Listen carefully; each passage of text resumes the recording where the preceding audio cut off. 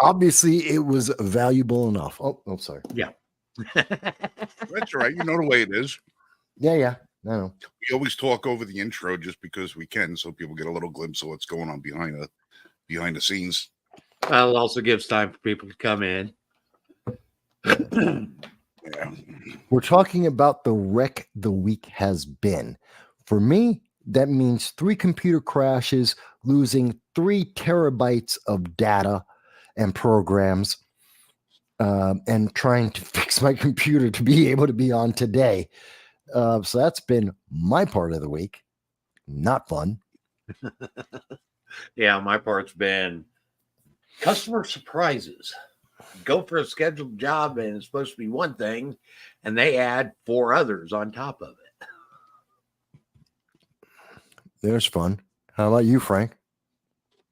Started off the week on a really bad note. You guys remember my friend's dog Petey, who I had staying with us for like a year or so while his mom was deployed overseas? Yeah.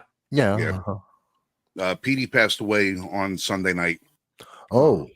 And it was very Petey was my friend, the family of the McGlenns. It was their first dog, and Petey lived to 13 and a half, and he was a wonderful, wonderful puppy, and he became part of our family.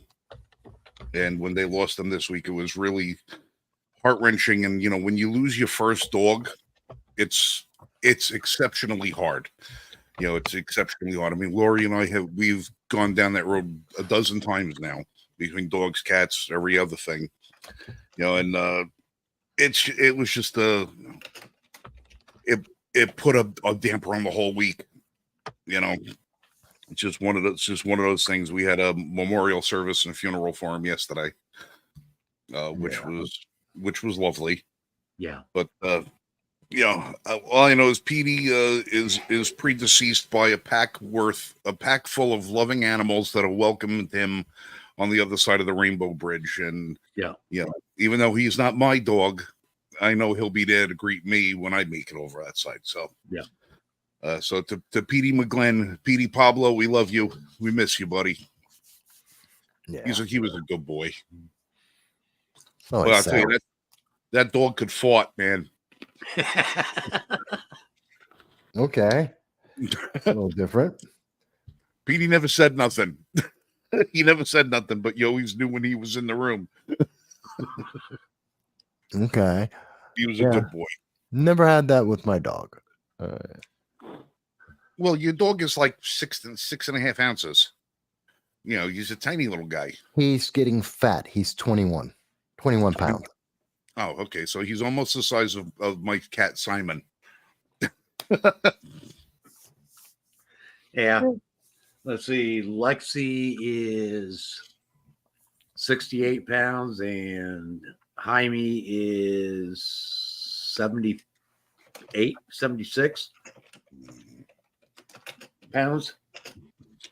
Good sized pups. So far, I think my biggest dog was Zeus. He rang in the scale close to 200 pounds.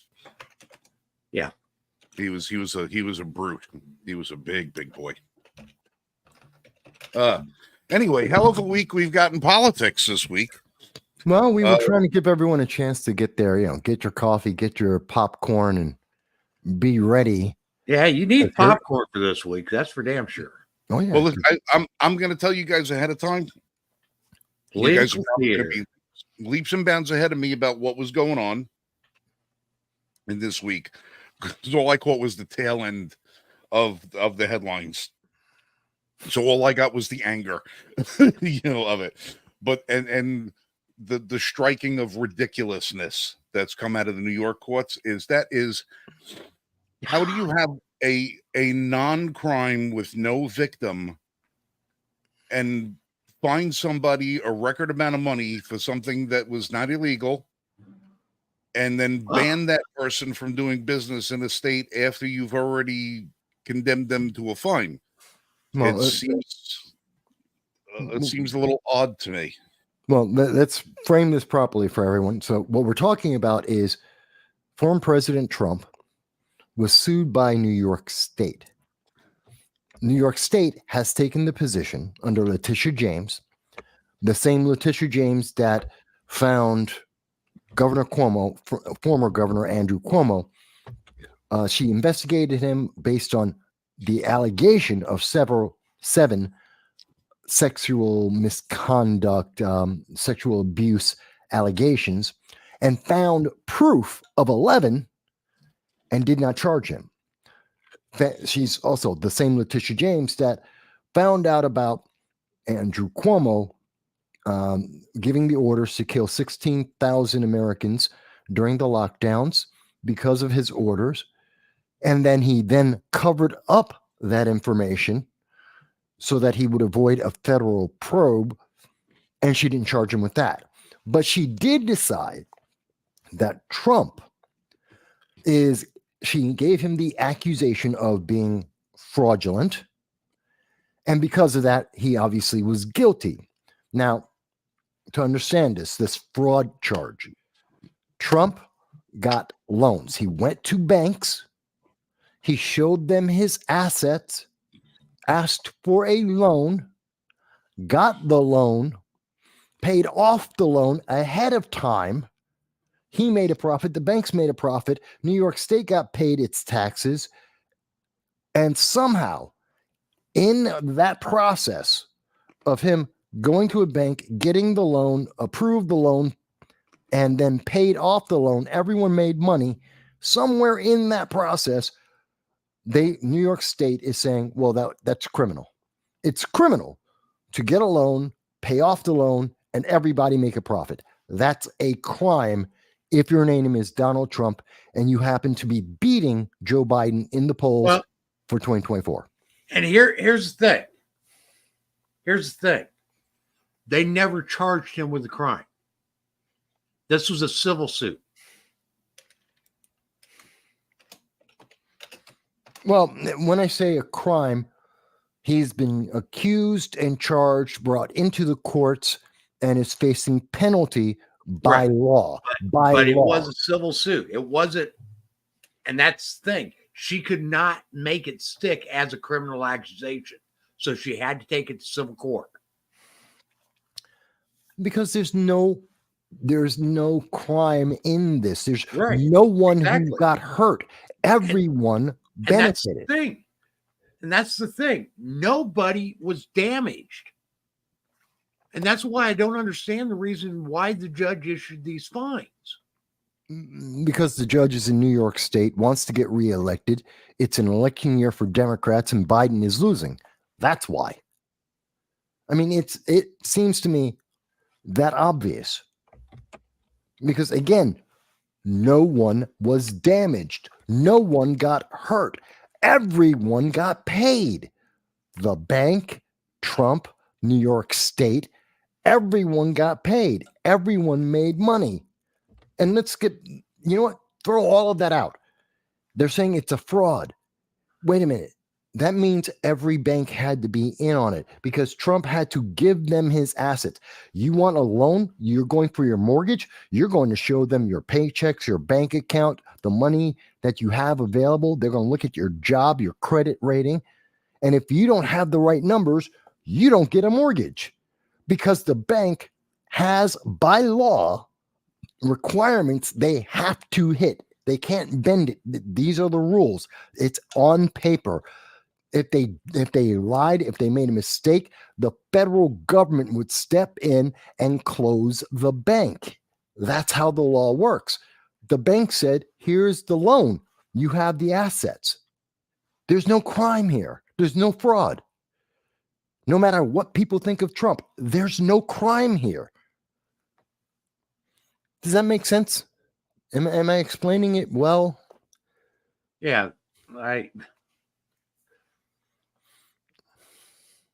It's baffling to me on this. It really is. Well, it's okay. This judge is part of the Democrat Party. Okay. In case people don't know, the judge on this case is Judge Arthur Engoron. Okay. He's a judge in New York City. He got his education from Columbia University and then New York University for his Juris Doctorate.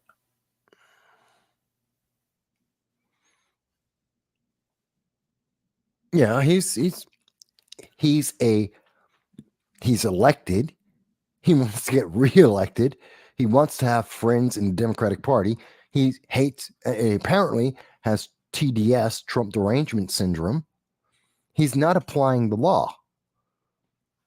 This should lose on appeal. Absolutely. It shouldn't even have to go to appeal. And actually, he was elected to a permanent position on the Manhattan Supreme Court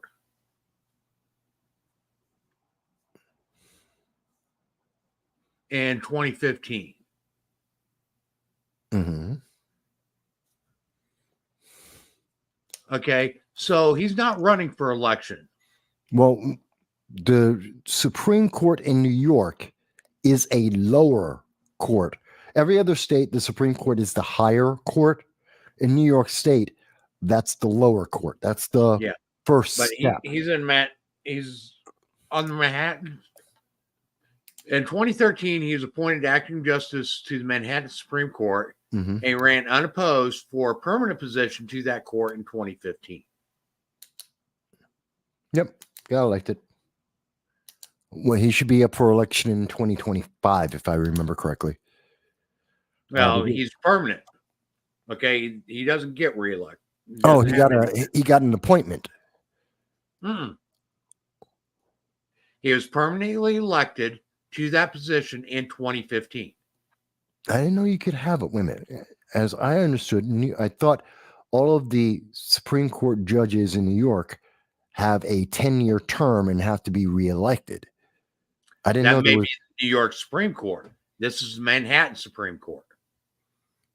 Okay, I didn't know Manhattan had a different set of rules than the rest of the state, because upstate, it's 10-year term.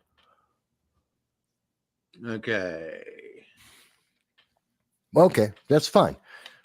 Okay, he's impermanent, which good and bad with that. But again, my problem isn't that he's a Democrat. It's not that he apparently doesn't like Trump. Those aren't the problems. It's not even a problem that New York State is trying to say, well, Trump's properties are worth $10 million when every single bank, every independent appraisal, the property surrounding it, everything says, oh no, it's worth it's $250,000. It's the value. He said the New York is saying 10 million. Everyone else says it's 250 million. That tells you something about the level here. The government's making up the case as they go, and they're making up their own evidence, because the evidence that actually exists, that is independently looked at, says New York State's out of their mind. Nothing confirms what New York State is saying. This is all political. This is all politics. They just want Trump to have a black eye. And there's another part to this we haven't even touched on yet, which we can get to. But just to bring it up, they banned Trump from doing business in New York State. Well, not from doing business. Well, he said 3 years. Being an officer of a corporation or business in the state of New York. Which to me is the same thing as banning him from doing business in New York State. It may be a specific manner of business, but still, it's banning him from New York State. I don't think New York State doesn't have that right. Think about it. Lehman Brothers. Think of Morgan Stanley. Think of all of the Wall Street firms. They have all collectively and independently lost billions, tens of billions of dollars over the last 2 decades alone. They have harmed people repeatedly in various bad business deals that they have done. None of them are banned from doing business in New York State. We've seen banks that have, literally abused their banks, and credit card companies have abused consumers repeatedly. Lots of businesses have done that. None of them are banned from doing business in New York State. The New York State government has screwed over, and forget about immigrants, just the regular operations of New York State. Its operations have screwed over citizens of the United States. They're not banned from doing business in New York. No one has been banned. And suddenly they're trying to put a ban, limited or not, on Trump. That's political. They don't have that power. They can't stop him from doing business. Capitalist society.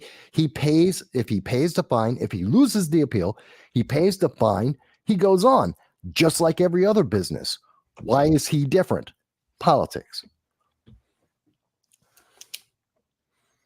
Am I wrong? No, you're not wrong. This judge wasn't even eligible. Huh? The judge? Okay. New York has a mandatory retirement age for judges and justices in New York State. It's 70 years, except for Supreme Court justices who can be certificated to serve for an additional 3 2-year terms beyond 70 until the year in which they reach 76. Right. How's the judge? Aragon was born either in 1948 or 1949, so he is 74 or 75.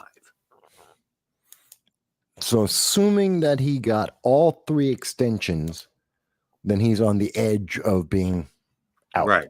If he got all certifications. But see, that's another technicality. Here's the problem, folks. If they can do this to Trump for the reasons that they're doing it to Trump, there is no one New York State can't go after and do this kind of damage to. There's no one who is sick. There is no business that is sick. Every single business in New York State should be terrified right now that they're doing business in a state where at any day, because of the political whims of any of the elected officials, they could turn around and destroy your life and your business, because that's what they're doing here. They don't like you. So they will destroy your ability to make a livelihood. They will destroy your life, your employees' life, all the businesses that rely on your business. Yeah, they're all going to go bankrupt too, just because of the political whim of the AG and or the governor, maybe 1 or 2 mayors. That's all it takes. Piss off Kathy Hochul, piss off Letitia James, and bing, bang, you're done. Yeah. Yeah, that's essentially it. Okay. And this goes into more and more of the weaponization of our legal system, is what this is. And we started seeing this when Trump was initially elected. Not only against Trump, well, actually, no.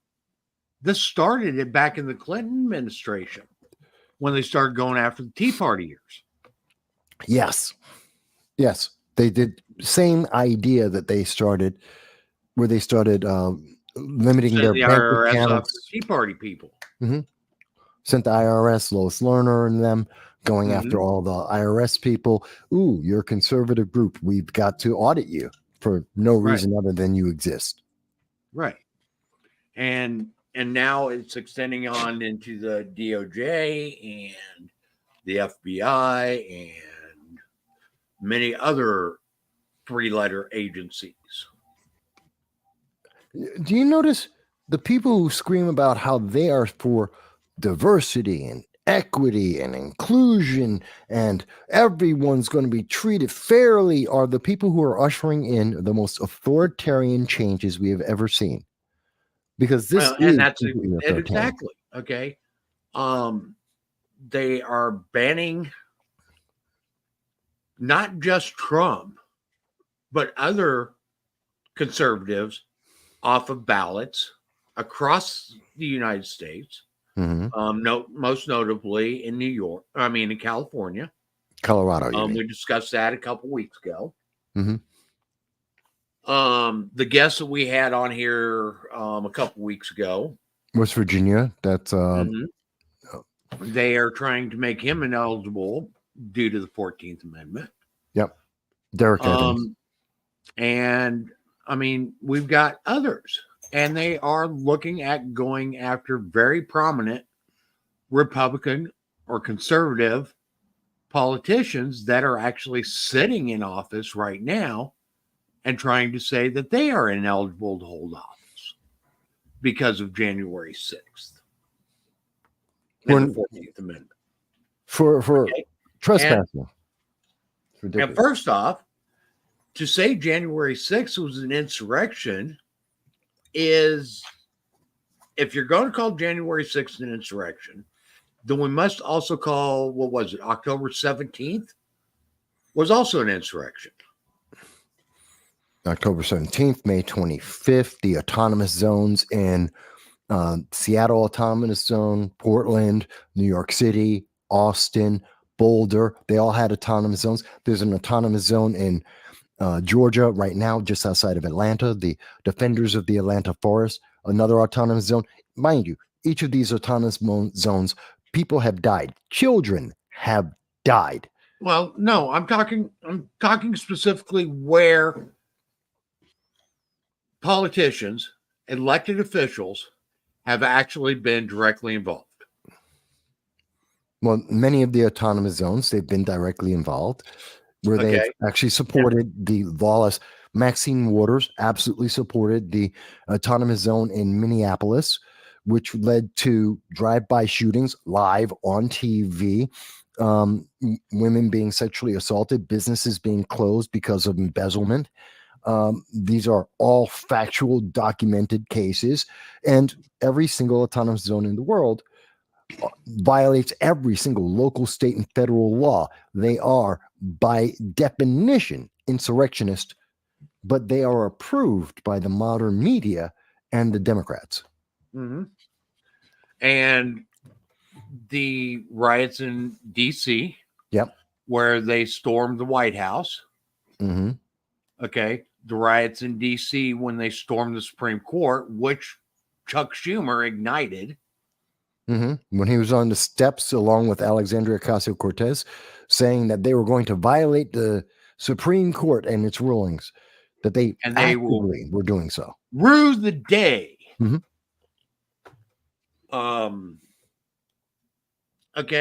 So if you want to use January 6th as a criterion of what amounts to insurrection, we've just cited multiple examples where that has more than exceeded what happened on January 6th. Oh, yeah. There's dozens of, we just went through a dozen and a half, 18 different examples. Yeah. There's more. Here is the other thing on this whole insurrection thing. Not a single individual has been charged with insurrection. Including Trump. Yeah. Right. Not a single individual. So if nobody's been charged with insurrection, why? If this was an insurrection? Look, they know it was an insurrection. That wasn't an insurrection. The word insurrection was carefully chosen prior to the events of January 6th so they could plant the seed in the minds of the American voter. That word that's all was it is. Specifically so they could try and have a constitutional method of getting Trump off the ballot. What you were seeing with everything going on is exactly what happens when you corner an injured wild animal. They become more vicious and unpredictable and vindictive than you could possibly have imagined they would under normal circumstances.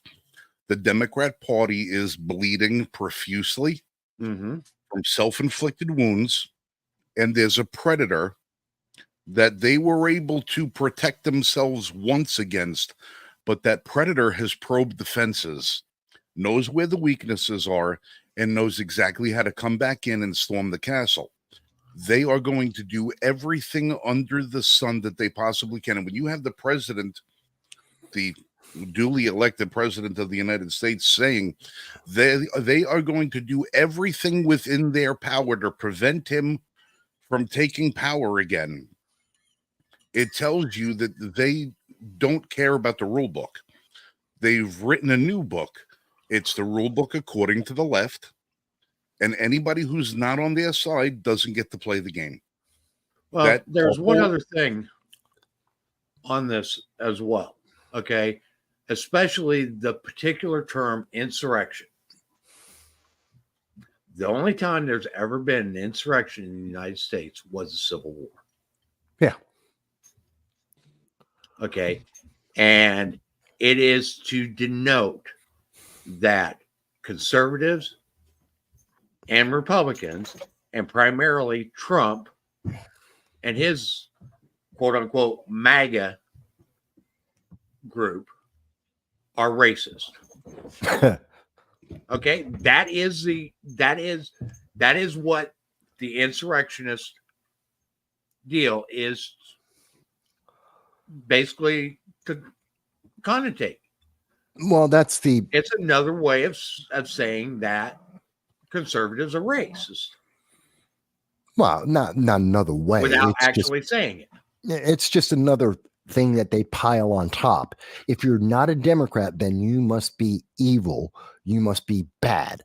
Because, again, according to the left, and we know this because they're teaching CRT, critical race theory, and its applications to our kids, even in kindergarten, the applications of it. And they're saying, book after book after book, teaching the kids, well, you're born white, so that means you must be evil. Oh, you're black, you must be a victim. You don't get a choice on this. You never get to change this. This is lifelong, that you have a privilege or you don't have a privilege. And no matter which one you are, you have no choice. Only government can take care of it. You have to submit to government because you're not an agent. You don't have agency in your life. You're just a subhuman tool. It is very dehumanizing. They say the same thing about women, about gays, about trans. They have these formulas already built up, and every single one of them. You're trans? Well, that's fantastic. You're also subhuman, just like blacks are, just like whites are. You're subhuman because you can't do anything.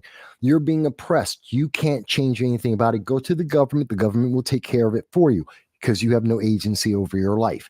It is dehumanizing. It is evil. It is oppressive. It is authoritarian and has no place. You cannot find anywhere in the Constitution where these things apply. Nowhere. And that's this whole year is going to be a shit show. Yeah. And it's going to get, as we get closer to the election, it's going to get exponentially worse. Oh, yeah. Oh, yeah.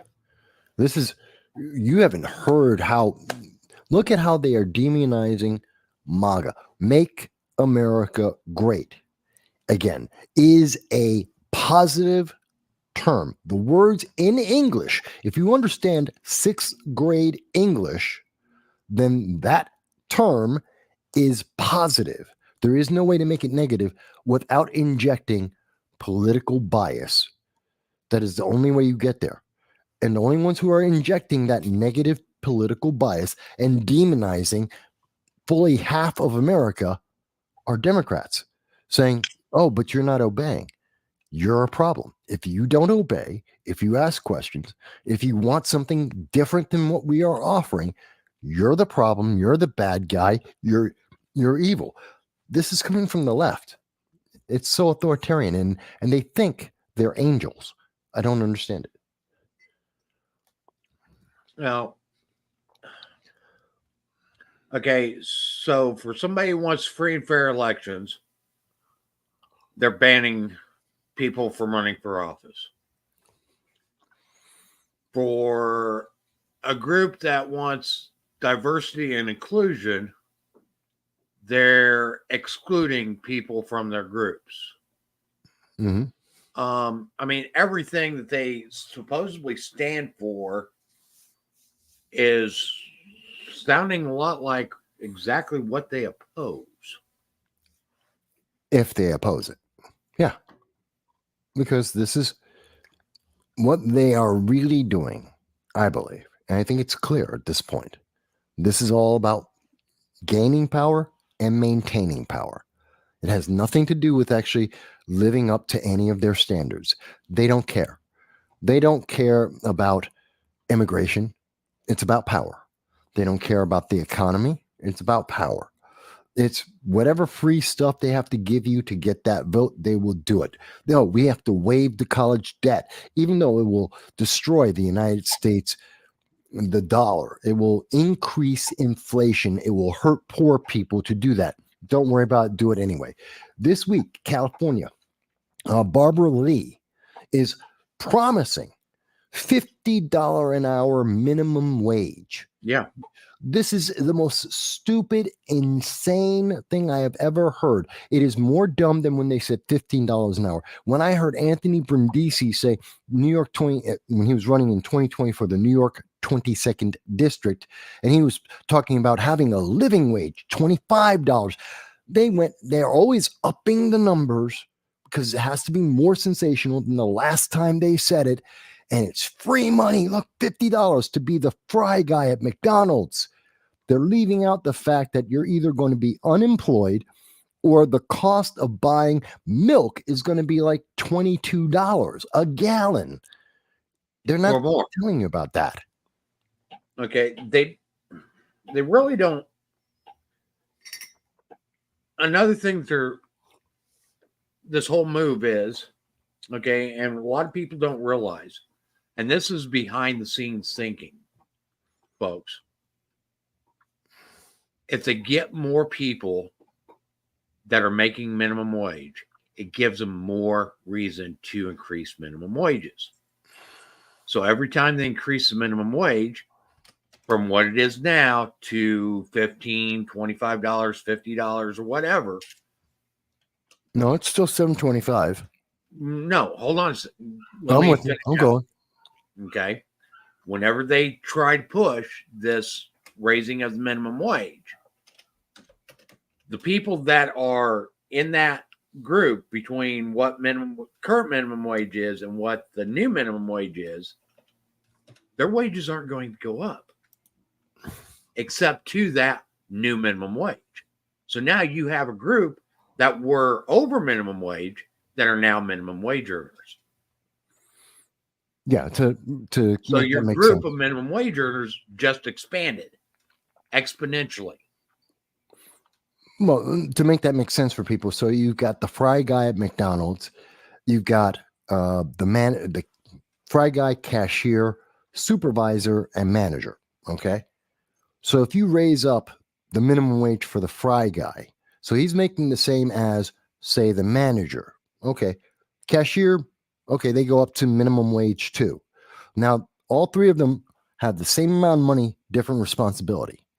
And they're all expected to do their jobs, but they all get paid exactly the same. No. The manager is going to say, I need more money. I have more responsibility. I'm responsible for more work. You're going to pay me more. Supervisor is going to say, I do more work. I have more responsibility. You're going to pay me more. Well, that money has to come from somewhere. That money is not just going to appear out of the air magically. It's going to come from, okay, well, that means we're going to raise up the price of a burger and fries to $35 because we've got to pay $50 for the fry guy, $50 for the cashier, and now I've got to pay $75 for the supervisor and $125 for the manager. This is how the prices go up and up and up. And by the way, when I say that this is an idiotic idea and it never works, this is the fourth time that this has been done since 2018. The Congressional Budget Office, CBO, has looked at this 4 times now because progressives have asked them to do this. And every time they've checked it at $10, $15, $17 an hour, all the minimum wages. And every time, do you know what the answer they get back? It's going to increase the unemployment. It's going to make poor people more poor. It is not going to help anyone. It is going to hurt exponentially more people than it could ever possibly help. And it's targeting 3% of the working population. That's it. Well, 3%. Here's the thing, that when you've got, say, 3 different pay scales at the fast food joint, say you got the minimum wage and you got the next step up is maybe $2 an hour more than that, then the manager is making $5 more than the guy making minimum wage. If you bring the pay up to $25 an hour, the manager is now getting minimum wage. He's now getting $25 an hour. The company is not going to be incentivized to pay him $50. They're already going to say, well, you just went from $16 an hour to $25 an hour. You just got your raise. So now everybody is going to have that same amount of money coming in, and the responsibilities are not going to be equitable. You're going to have people going to be more or less responsible, and they're going to say, well, we can't afford to pay you more than the minimum wage, because then our prices are going to have to go up, and then the place is going to have to decide, do we raise the prices and lose our customer base, or do we lose managerial staff? No, they're going to have to. They're going to have to raise the prices, because they're going to raise the prices anyway, because it's just the cost of doing business. But there's another component to all of this minimum wage talking that everybody always seems to forget. You talk about how it's only a certain percentage of people making the minimum wage. Let's not forget the millions of union workers in this country whose contracts stipulate that their base salary is dictated by percentages of the minimum wage. So if the base salary of, say, local 3 electricians in their contract is the starting salary for a local 3 electrician is 4 times the minimum wage per hour, and you go from $7, you got $7.50 or whatever. So now your base salary for a local 3 electrician walking in the door is $25 an hour, because it's 4 times the minimum wage. When you up the minimum wage to $12 or $15 an hour, now the local 3 electrician who is making 25 is now making 4 times that minimum wage. So now he's at $60 an hour. What do you think happens to the guy above him and the journeyman and the master electrician? They all get a percentage above what the lower person gets. So if they say we get 2.5 times what the apprentice gets, well, now your journeyman is going from $60 an hour to $180 an hour. And so everything goes up. The minimum wage component is not aimed at the 2% of people that are on minimum wage. It's aimed at trying to buy union votes, because the unions, why would the unions, show me a union in this country that starts off any of their employees at minimum wage? They don't, of course. They don't. So why are the unions always in favor of raising minimum wage? It's not because they give a damn about raising the bar for the lower end of the financial spectrum. It's because they know that every time that there's a bump in the minimum wage, everybody on their ladder goes up 3 rungs. So now you've got 12% of the population. They're not buying 2% of the population. They're trying to buy the votes of 12% of the population. Most union workers don't vote the way union leadership votes. But when you tell the union workers the Democrats are going to double your pay or triple your pay because we're going to go to minimum wage and try to push $15 an hour, well, now that vote now they start voting with their wallet. They don't necessarily see that milk is going to be $36.50 a gallon and a loaf of bread is going to be $25. That's the part that's dangerous. See, that's the part. Because that isn't going to show up until after the wages go up. They're going to see that check in their hand and go, holy shit, look at this check I got. And then a week later, that's when they go to spend it and they realize that they're still in the same boat that they were. Actually, worse. It'll go up more. The prices will go up more than the amount they get paid, because there's inflation in there. And the guy who's out there making $6, $7, $8 million a year, who for him, he doesn't give a shit if milk is $3 a gallon or $100 a gallon, because he's only using 1 gallon a week. It's not impacting him. The price of food isn't going to impact that guy. It's the food prices impact the small people. Gas prices impact the small people. It's not until you start getting into luxury items that it's going to start impacting the people at the very top end of the spectrum. So they don't care about the minimum wage. You want to know what else happens whenever inflation increases prices? An angel gets his wings. Corporate profits go up. Well, yeah. Okay. Well, it's a natural result. Let's be clear on that. Corporate net revenue goes up. Not necessarily corporate profits actually go up. Margins don't go up. No, the margins don't. No. But their profits go up. Does that make sense? No. And let's not forget that Cedar pointed out the payroll tax is also get increased. True. The government now makes more money in taxes out of the private sector, having been forced to pay more money for lower rate wages. Okay. Now hold on a second. Okay. So if a business, let's say, is making $1 million a year, right? Let's say it has a profit of $1 million a year. You're talking math. We're going to lose everyone in the audience. Go ahead. Go ahead. They hate math. Go ahead. And of that $1 million a year, 750,000 of it is what they have to pay out. So they have a $250,000, or actually, let's say 900,000. Make it a little easier. So that means that they have $100,000 net profit. Okay, and they have a margin of 10%. Right? I'm still with you. So inflation goes up 25%, right? Which increases the cost of doing business 25%. It also increases profits 25%, but the margin still stays at 10%.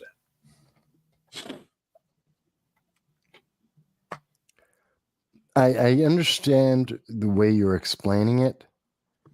That isn't actually, I don't want to get into the math of it, but that's not exactly how it wouldn't work out in those same proportions. I understand it should, you think, doing the quick math, it should, it doesn't. But there's a whole economic theory and there's equations about that.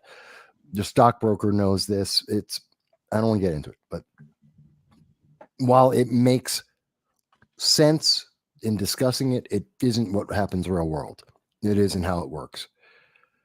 But I understand your reasoning. But let's pull back for a second. So we got to minimum wage based off the same thing that we're seeing here in New York. See, these are connected. And I don't think a lot of people notice that. It's the same authoritarian mindset. It is the same desire and absolute will to have power that has punished Trump, both in terms of trying to ban him from New York, punish him for having success, punish him for not committing a crime, no crime committed, is the same mindset, the same mentality that's going and saying, well, he hasn't committed a crime. He didn't commit the crime of insurrection. He's never been charged with it, never convicted of it. But we're going to accuse him anyway, and we're going to punish him again. No crime, but here's a punishment, so he's off the ballot. And it's that same mentality that also goes and says, okay, and we'll just give away free money, whatever it takes to get those votes in. We're suppressing certain people's votes because, I don't know, they might be white, they might be MAGA, they might want America to be a strong nation. So we've got to suppress them. And we have to bolster on the other side. We have to buy, literally, they are buying votes. Oh, we'll cancel your debt. Just vote Democrat. Oh, we're going to give you minimum wage increase. Won't affect you. It's only going to make you more poor. But don't worry. Don't think about that part. We'll talk about that later. We'll have a solution for that after the election, after we have more power. It is deceptive. It is authoritarian. It is evil. Actually, Miss K is right here. Okay. Oh, Miss K is, by the way, Miss K, she's down in the down under right now. So she's about 12 hours behind us. She's about 12 hours behind us. So it's first thing in the morning for her. Go ahead. So it's about 9:45 for her. Yeah. In the morning. So she says, this is sustainable globally. Rates of solid wage growth would push up inflation in the labor services sector, as firms would need to recoup the cost of higher raises by raising prices on consumers. You're absolutely right. Mm-hmm. Okay. If they have to pay out more in labor, they are in turn, in order to keep their margins, which are set at a healthy rate of business, in order to keep business sustainable, then their prices are going to have to increase as well. Mm-hmm. Okay. Once you start getting margins, and depending on what business you're in retail, those margins are typically pretty thin. In other areas, you try to achieve margins of about 40%. Okay. And if you don't maintain those margins, then you don't have any growth of your business. You basically start going out of business if you start dropping below what your target margins are. Yeah. Okay. And if you do long term,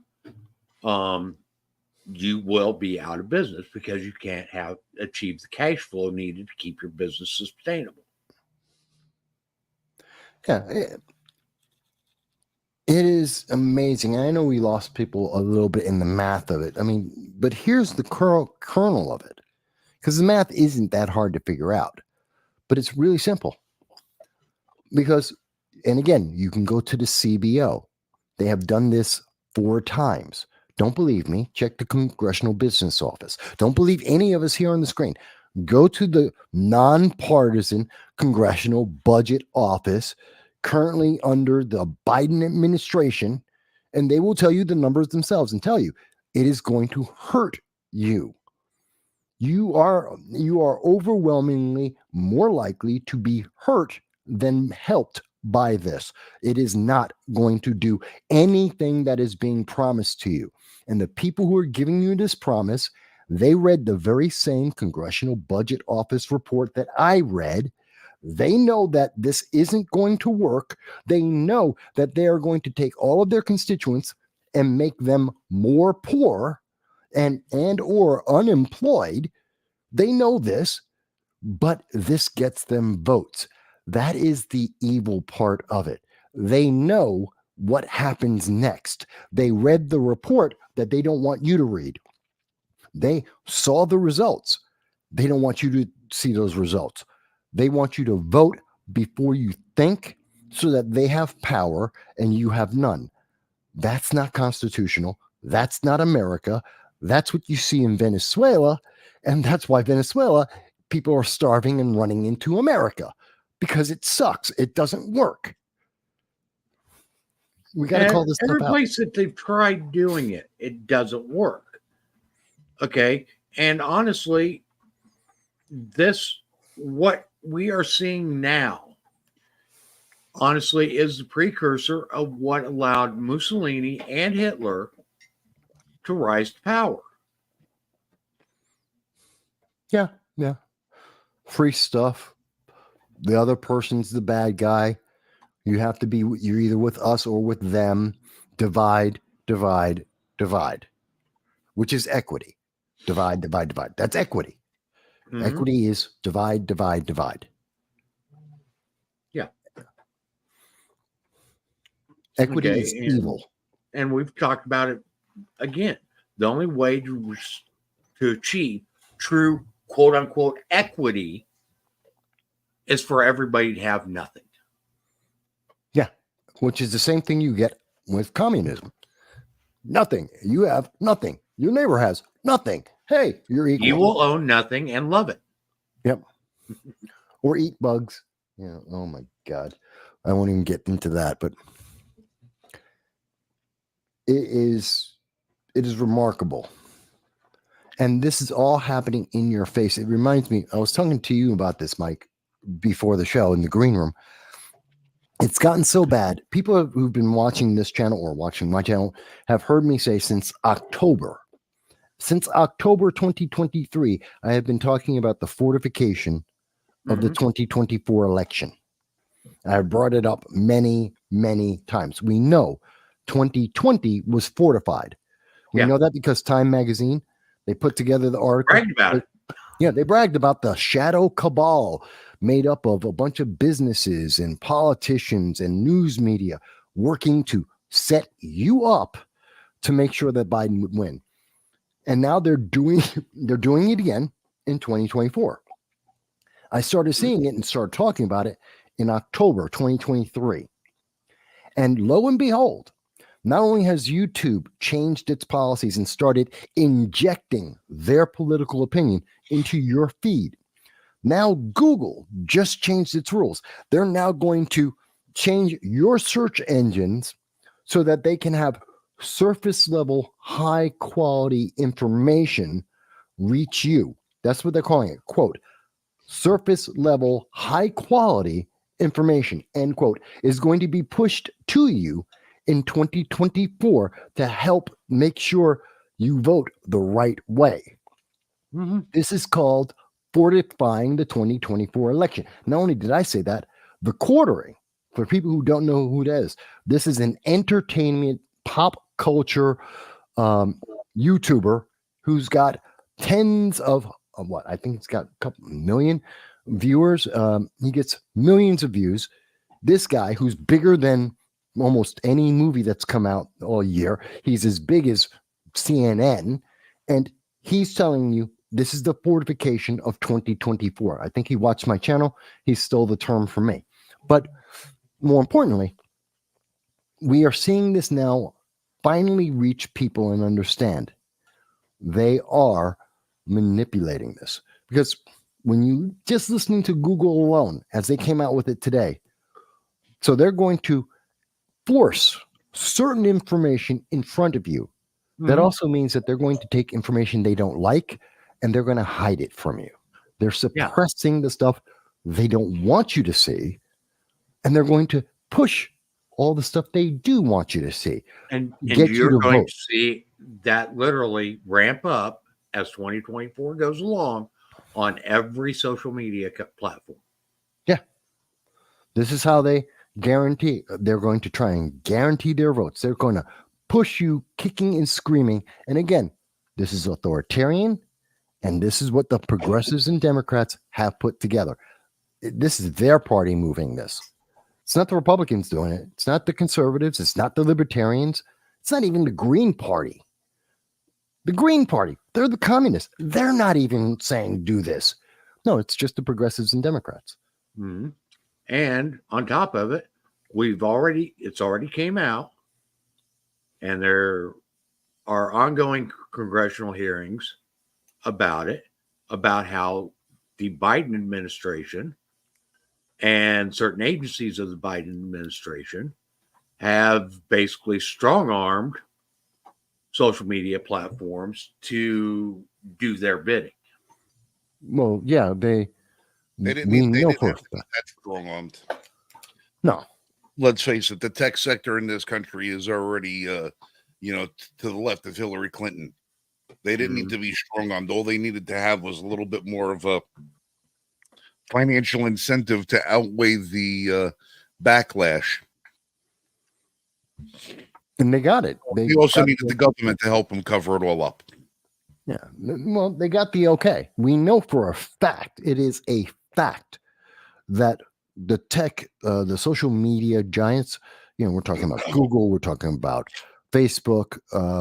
We know for a fact that they are working right now, right this second, with the White House to determine what you should be seeing.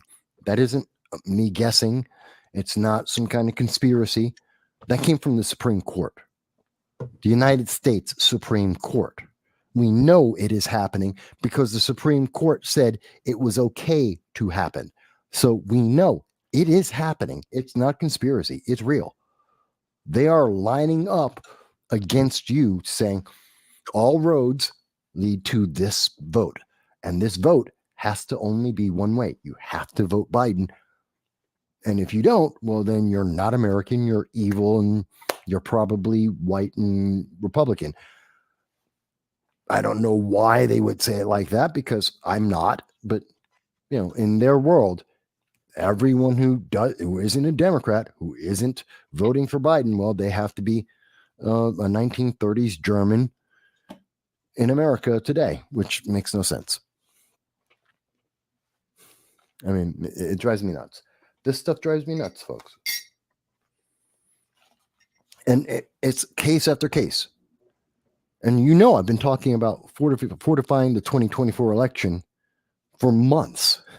I've been showing evidence of this for months. Literally for 4 months, I have been showing evidence of this. They are just passing rule after rule, business after business, lining it all up, saying, no, you have no choice. Biden, the economy is great. Why? Because Biden said so. And Biden is brilliant. Yes, I know the special counsel came out and said that even though Biden was guilty, because he always was guilty of having classified documents in his garage next to his car out in the wide open, even though he had these classified documents for 40 years, that is a crime, period, full stop. There is nothing else, full stop. It's a crime. Even though he committed that crime, he's now too senile to appreciate that he's been committing a crime for 4 decades. So he's innocent, but yet he's also brilliant, stunningly brilliant. That's why he's in charge of having negotiations with Hamas to get back American hostages, which, by the way, they haven't come back. And he's in charge of international politics, which is why America got its ass kicked in Afghanistan, why 10,000 Americans were abandoned in Ukraine, 15,000 were abandoned in Sudan last year. Yeah, because he's such a brilliant guy. I tell you, oh God, they're pissing me off. I'm getting pissed off. Go ahead.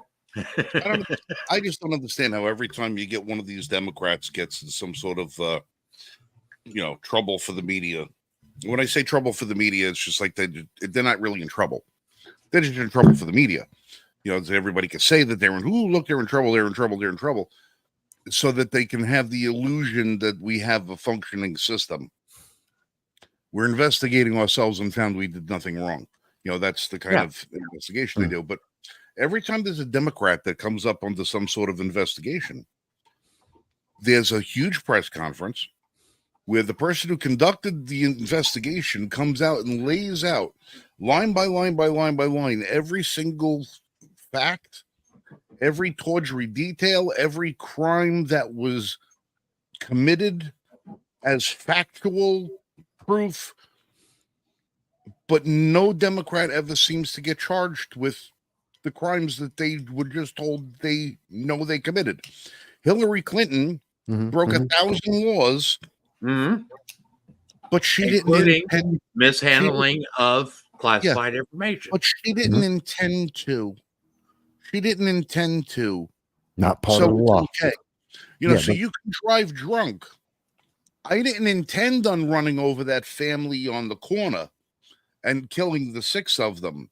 I didn't intend on doing that, even though I was driving drunk and broke the law and took these people's lives as a result of my act. I didn't intend on it. Oh, okay. You're free to go. No. Take the analogy all the way. Not only did you're drunk driving, but you didn't intend to kill them. And so when you hit them and then you try to cover up that you hit them. Then I drove my car to the body shop, had them fix the car. And then I transferred the title to somebody else's name and then sold it to somebody else. And then filed a auto theft report with the police department. Right. And then claimed I never owned it, like John Kerry's private jet. But they never intended to break the law, so it's okay. Joe breaks the law. All right. He had documents from when he was a senator. Yes. Crime. This is Instant crime. 16 years ago. He wasn't the feeble, old, demented, memory shaky guy 16 years ago. Why did he have the documents when he wasn't even legally allowed to have them? He wasn't legally allowed to have documents as vice president. Correct. But he had documents from when he was a senator. So, yes. but now he's, his memory's not that good. So we're going to let it slide. What? I don't understand it. Wait a second. Trump passed gas in an elevator? Hang the bastard. Hang him. He let go of a weapon of Trump. He let go of a weapon of mass destruction in an enclosed space. He committed chemical warfare. We gotta indict him for something. Well, I don't understand why he's a Democrat. And meanwhile, I'm somebody you've heard. You remember me defending Bob Menendez way back when Santos and Menendez, remember the same week, they were both in trouble. Mm-hmm. Santos is gone and now indicted, and Menendez is still sitting in the Senate. Yep. Hasn't been talking removed, about that. From anything. He's still sitting there after they know that he allegedly took gold bars from Egypt. Yep. As a bribe. He is still sitting there. The only person who actually said anything on that side of the fence was John Fetterman. Yep. That said Menendez really needs to go. Yeah. And then he stopped saying that. What does it take? What does it take to hold a Democrat accountable for something in this country? Well, killing somebody while you're driving drunk evidently doesn't. Nope, didn't work because you're talking about Ted Kennedy, and he still made it to be senator. So nope, not that. You have to do more than actually kill people and be caught doing it. I don't even know what it would take to get a Democrat in trouble. Well, who else was it that, if I'm not mistaken, I remember D.D. Myers also had a little DUI thing way back when, and that went nowhere. And Peppermint Patty over there. Didn't Peppermint Patty have a little run-in with the law not that long ago? And that seemed to go. You're talking about Psaki, Jen Psaki. She wasn't press secretary then. No. The current one wasn't the current one a couple of months back. Wait a minute. You're calling Karine Jean-Pierre the ever wonderful, record-breaking the woman of history, the history-making woman. Yeah. The historical figure. Oh yes, the incredible historical figure. Didn't she get caught up in a little a Dewey incident a couple of months back that seemed to disappear too? I don't remember that. Yeah, I remember that. Yeah, because it was gone before the fire didn't even get a chance to flash before it got put out. Didn't even get a chance to flash. That's nobody. These people, they don't ever pay a price. Yeah. Here's Nancy Pelosi spokesperson came onto the of the Senate floor and said Nancy Pelosi received a subpoena for something the same week that MC Hammer got convicted over there for beating her husband up. He got a subpoena the same week, and we have no idea what that was about. Yeah. Why is nobody asking that question? Is there any semblance of justice when it comes to, if you have a D next to your name, it might as well mean don't indict? Well, I think the best way to explain that is when Nancy Pelosi, while she was speaker, she was at a women's event, and she was talking about Alexandria Ocasio-Cortez and the New York 14th District. And this is famous. You can look this up on YouTube, the clips out there. Everyone's referred to it before.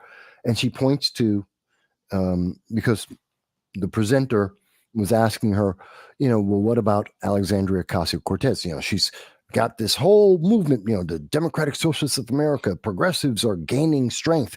Are you concerned? How are you going to deal with that? And Nancy Pelosi goes, see that glass of water right there on the table, if I put a D next to it in Alexandria Ocasio's district, that will win an election. I'm not worried about progressives or the Democratic Socialists of America or Alexandria Ocasio-Cortez.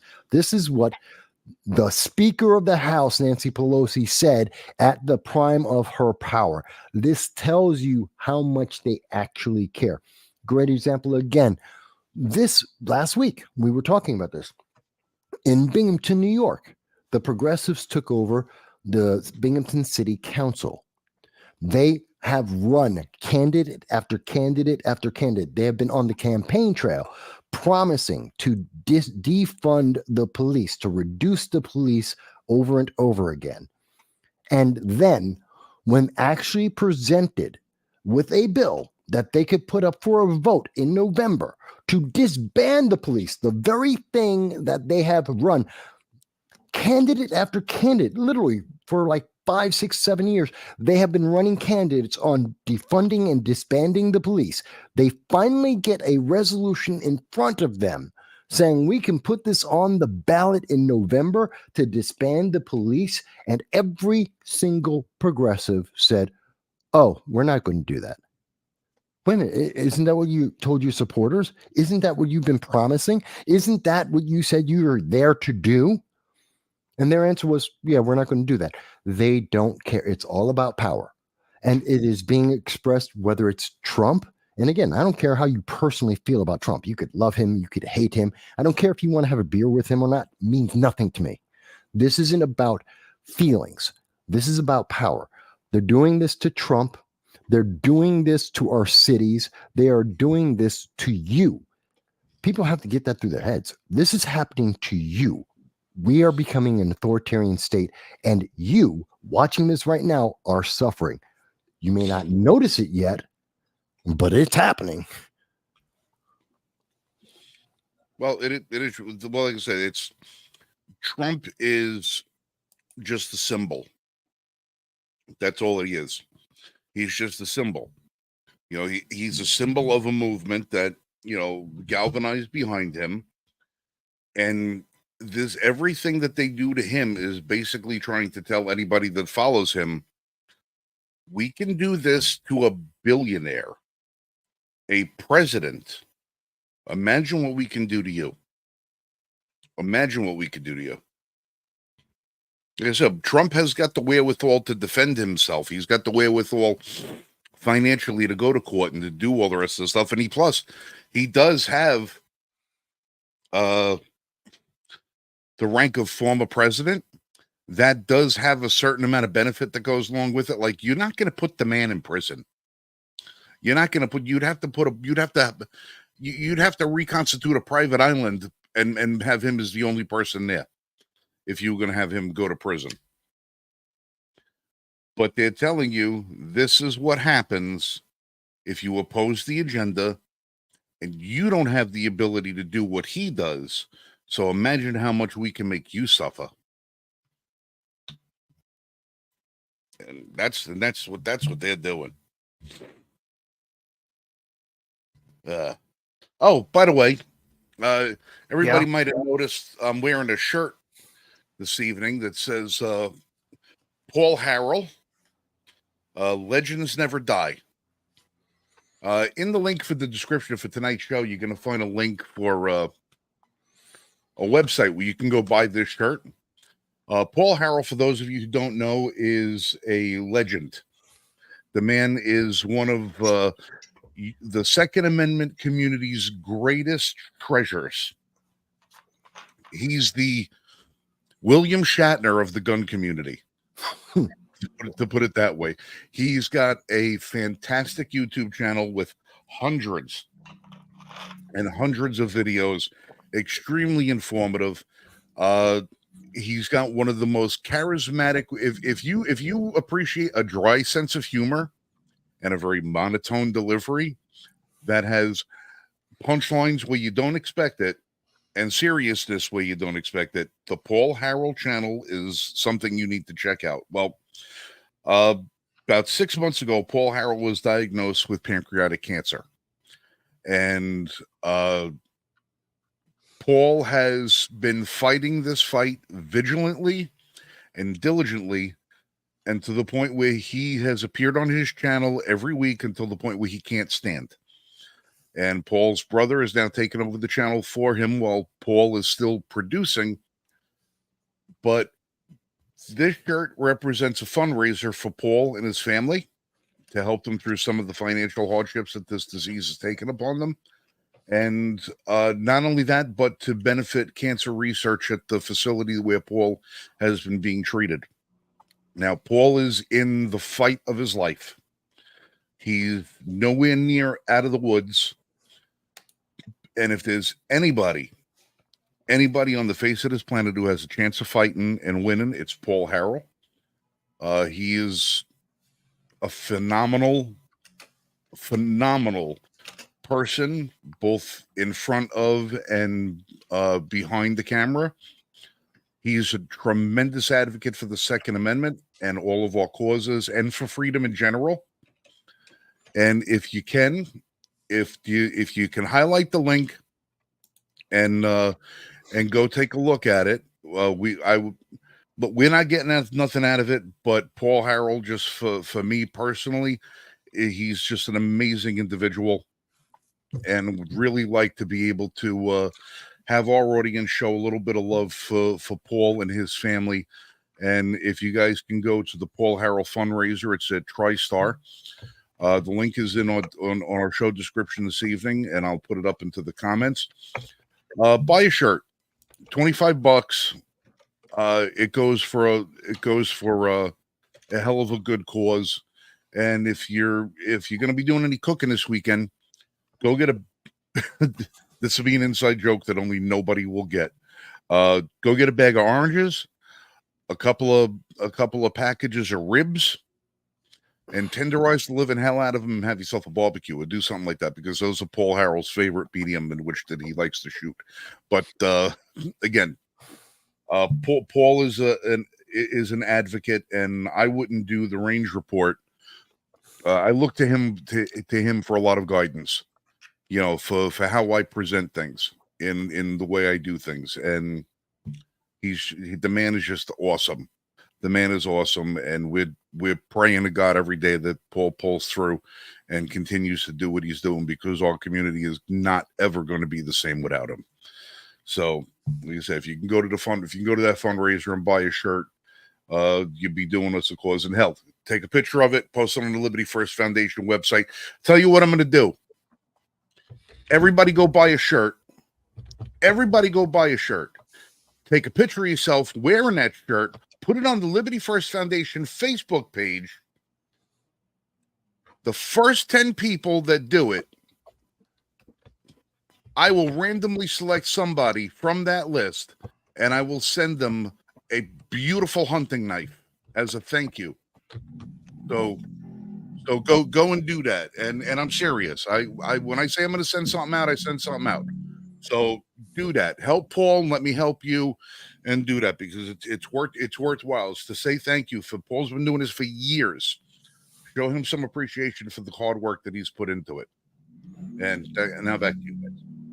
That was my little unsolicited thing. If I didn't do it now, I'd be afraid I wouldn't get to it later on the show.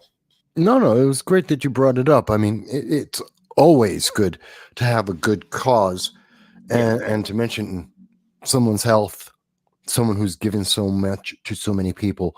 Always worthwhile to bring it up and to point it out for so many people.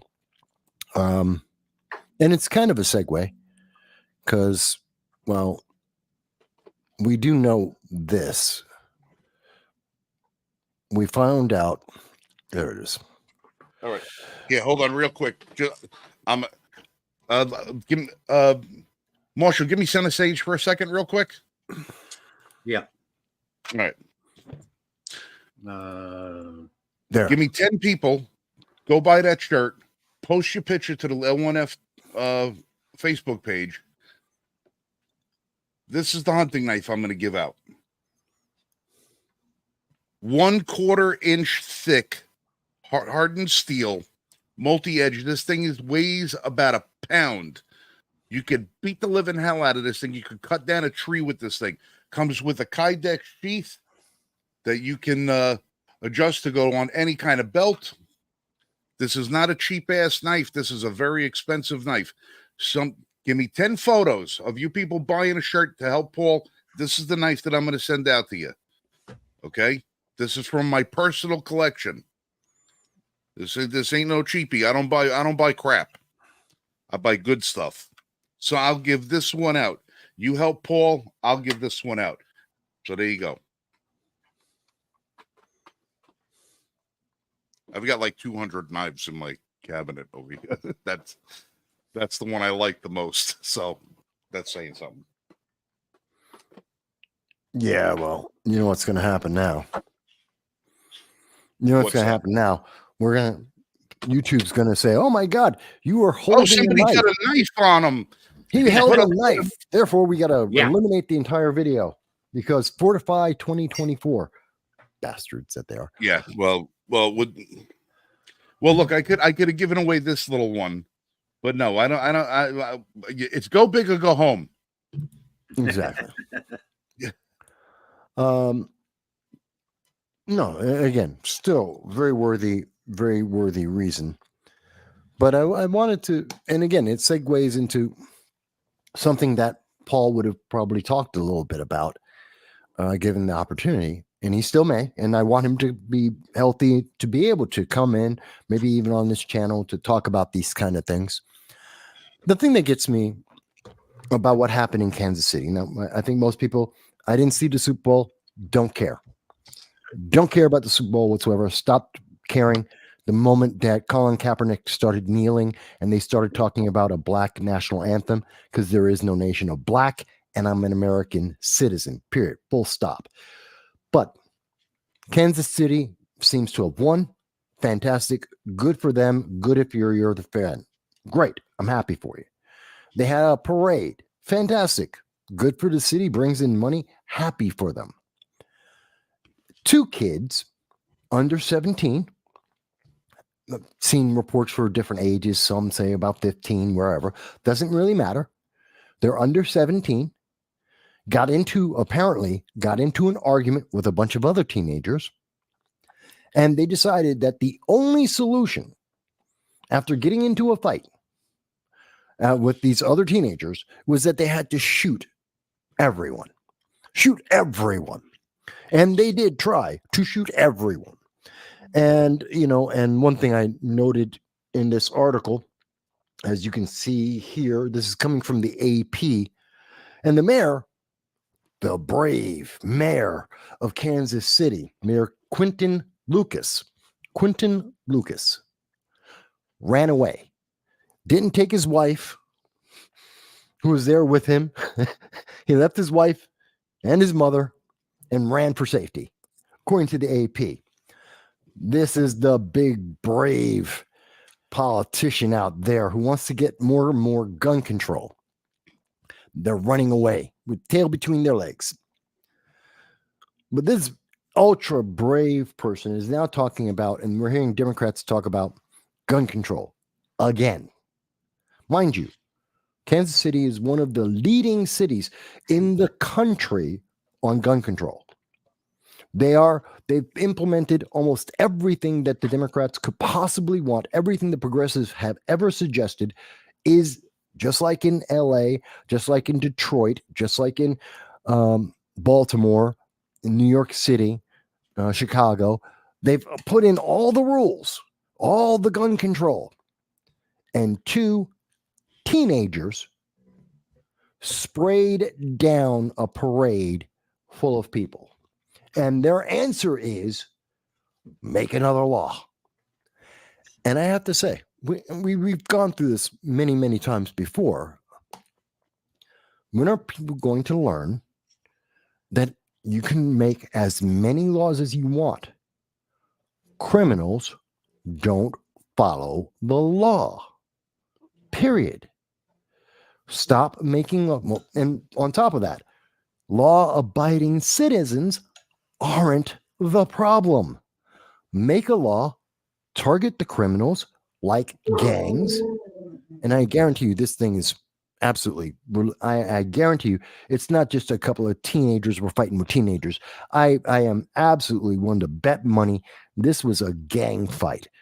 Those teenagers were part of a gang fighting another gang, probably over drugs, and that's why there was a shootout.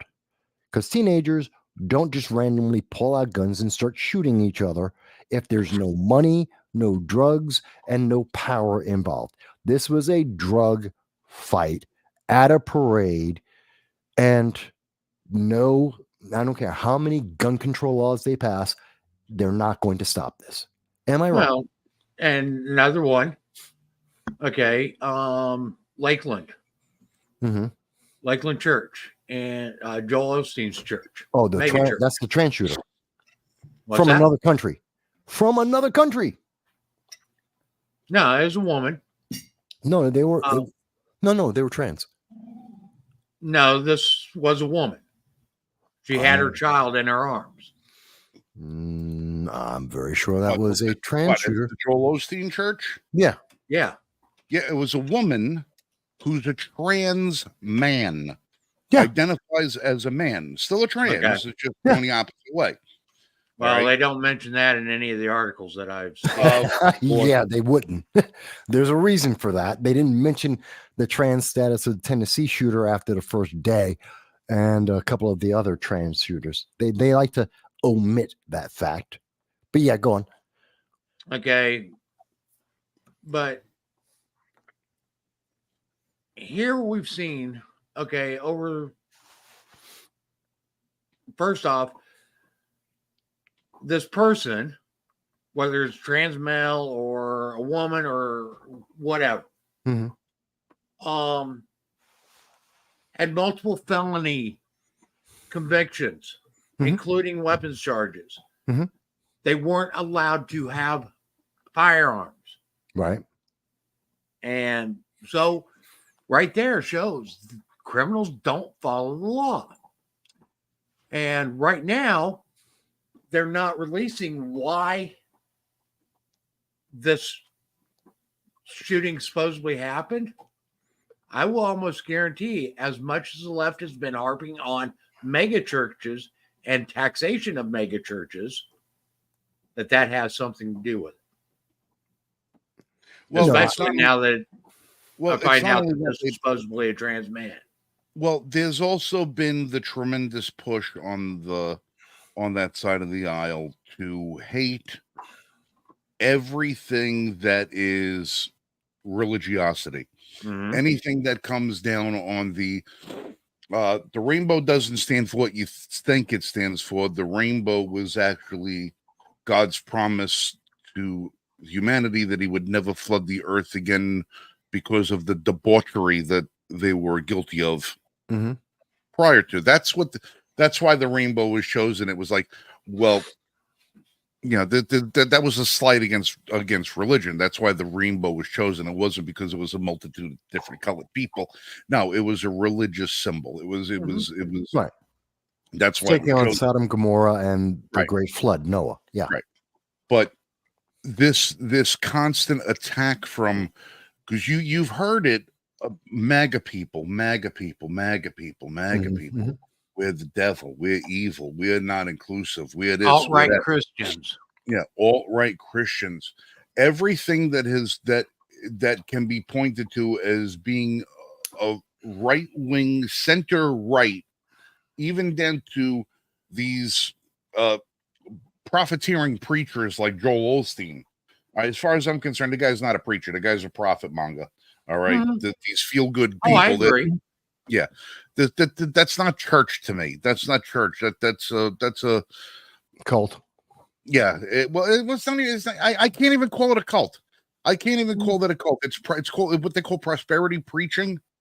It's like these people, they go and they don't want to hear the word of the gospel. They want to hear how everything that they do in life is good. And if they do it the way that they do it, they'll, prosper from it. It's like they don't preach about, you don't ever hear about the fire and brimstone from Joel Osteen. Joel Osteen only wants to talk about the beautiful stuff and everything else like that. But all of that, everything religious is being attacked by the left, except mosques. Mosques are the only one that is free from those attacks. That's the approved religion at the moment. Yeah. Right. That from the left. But it's all lumped into the same thing. The left wants to equate anything religious. The more strongly religious you are, the more conservative your belief system is probably going to be. The more conservative your belief system is going to be, the more inclined you are to vote against the Democrats who are in public office. Because if you look at how they've been running amok lately, what we would have deemed insanity and had people committed for 20 years ago is mainstream leftivism today. Yeah. And if you don't apply to that philosophy, you're evil. Yes. That's just the trans girl that shot up the school. Tennessee trans shooter. Was all about, she wanted to go after a church, but the church was armed. If you remember in her manifesto that they released parts of it, she wanted to go after a religious school, but she couldn't because there was armed protection there. She wanted to go after religious things, and that school happened to be the next alternative.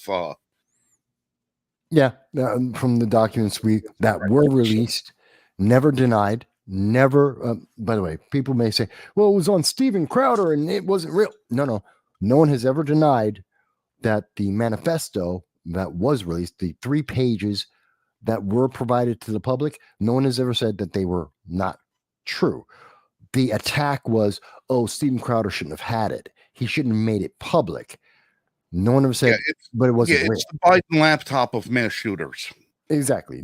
Total distraction. Let's not talk about the fact that there's a problem here. It's intrinsic in this ideology, and it leads to these kind of results. Again, we see this over and over again.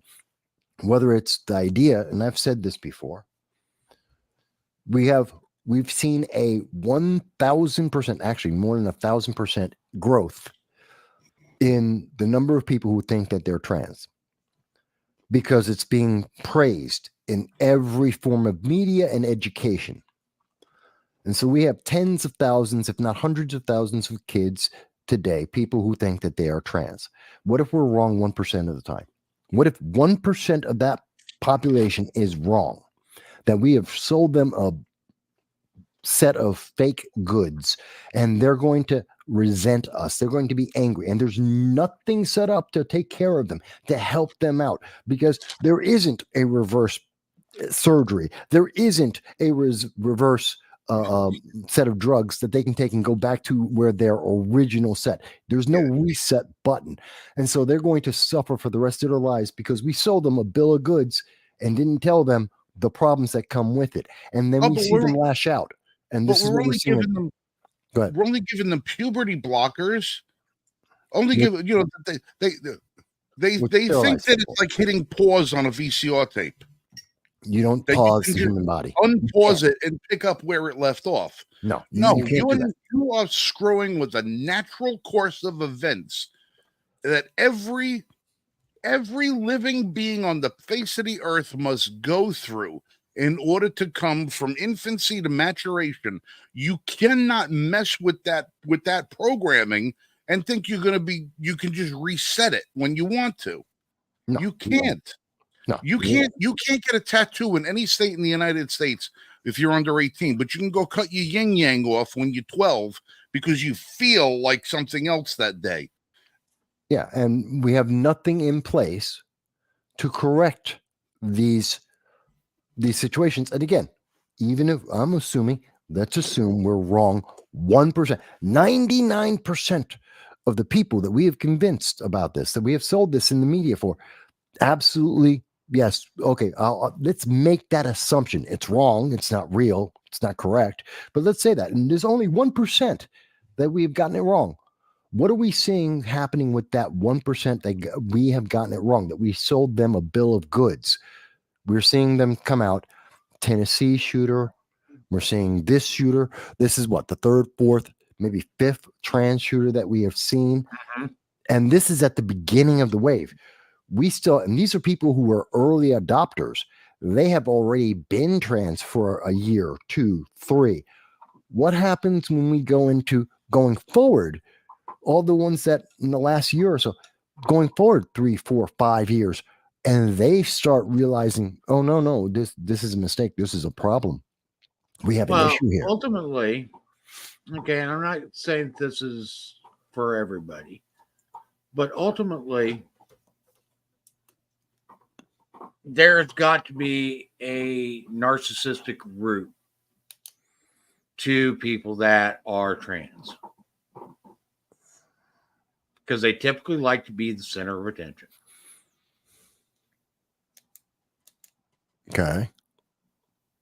Okay. I mean, why else would you just abruptly change your sex? There's a couple of reasons why people do it. One, they have very low self-images. Again, we're assuming the worst case. I know it's YouTube censors. Hear me out. I'm not saying anyone shouldn't do anything. I'm not a doctor. I'm not in charge of anyone's healthcare. But we have seen in some studies different percentages, so may vary with your mileage, but some people do it because low self-esteem. They follow the trend. It's popular now. In fact, we are starting to see, and studies are coming out and saying, well, it is accelerating and expanding the influence towards this because it's popular now. It's in every movie. It's in every book. It's in every classroom. And they're always everywhere. And it's always painted in the brightest, most wonderful rainbow, unicorns, pixie dust kind of perfect world. That these are perfect people living perfect lives. Yeah, we used to sell cigarettes on that same idea, and now that's illegal. Think about it. Go back to the commercials when you used to be able to advertise cigarettes on movies and in your doctor TV. smokes Camel.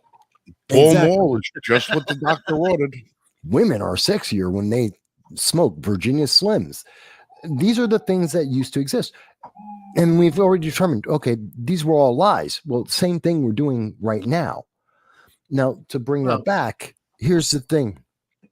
We can't, in the same way that there's no law that could stop a trans shooter from losing their mind and going out and committing these horrific acts. There's no law in Kansas City that's going to stop these teen, I believe, gangbangers from shooting at each other. No. Because these are people who have decided they are criminals. They have criminal intent. And there is no law that will ever stop them, and no law has. If there was a law that could stop it, it would have stopped it back in 1970, because they've only passed different versions and different flavors of the same exact law.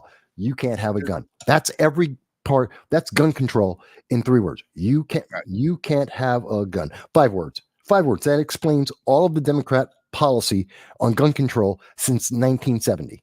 You can't have a gun. That's it. Well, getting back to the shooting in Kansas City. Yeah. I would be remiss if I didn't point this out. What's that? Well, you have tens of thousands of people in Kansas City out there celebrating their football team and saying, we won. No, you didn't play. They played. You watched. You didn't win shit.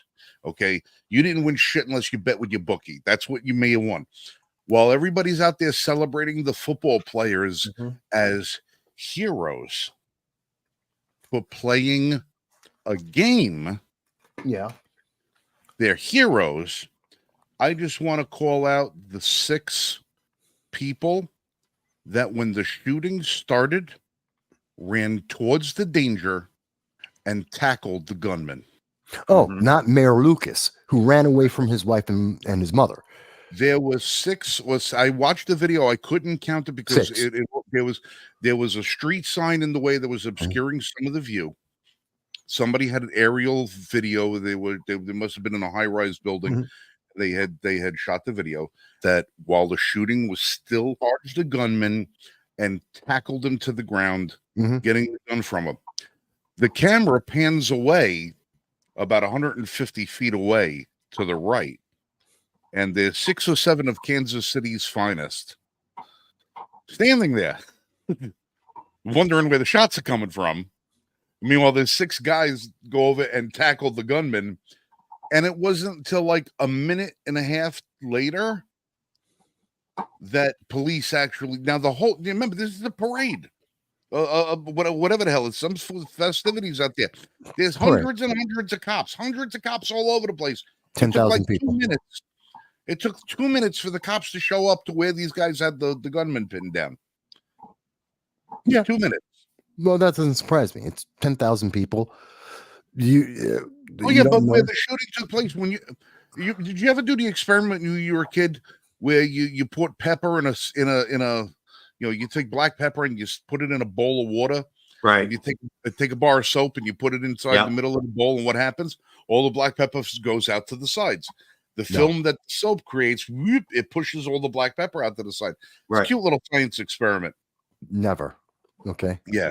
It was not in the Bronx, not in my high schools. Well, that's what that scene looked like. Okay. The shooting started and everybody ran in every other direction except these 6 people that ran to the danger. Kansas City, if you want to throw a parade for somebody, get these 6 people, put them on a float, and celebrate them, because that was the heart of your city.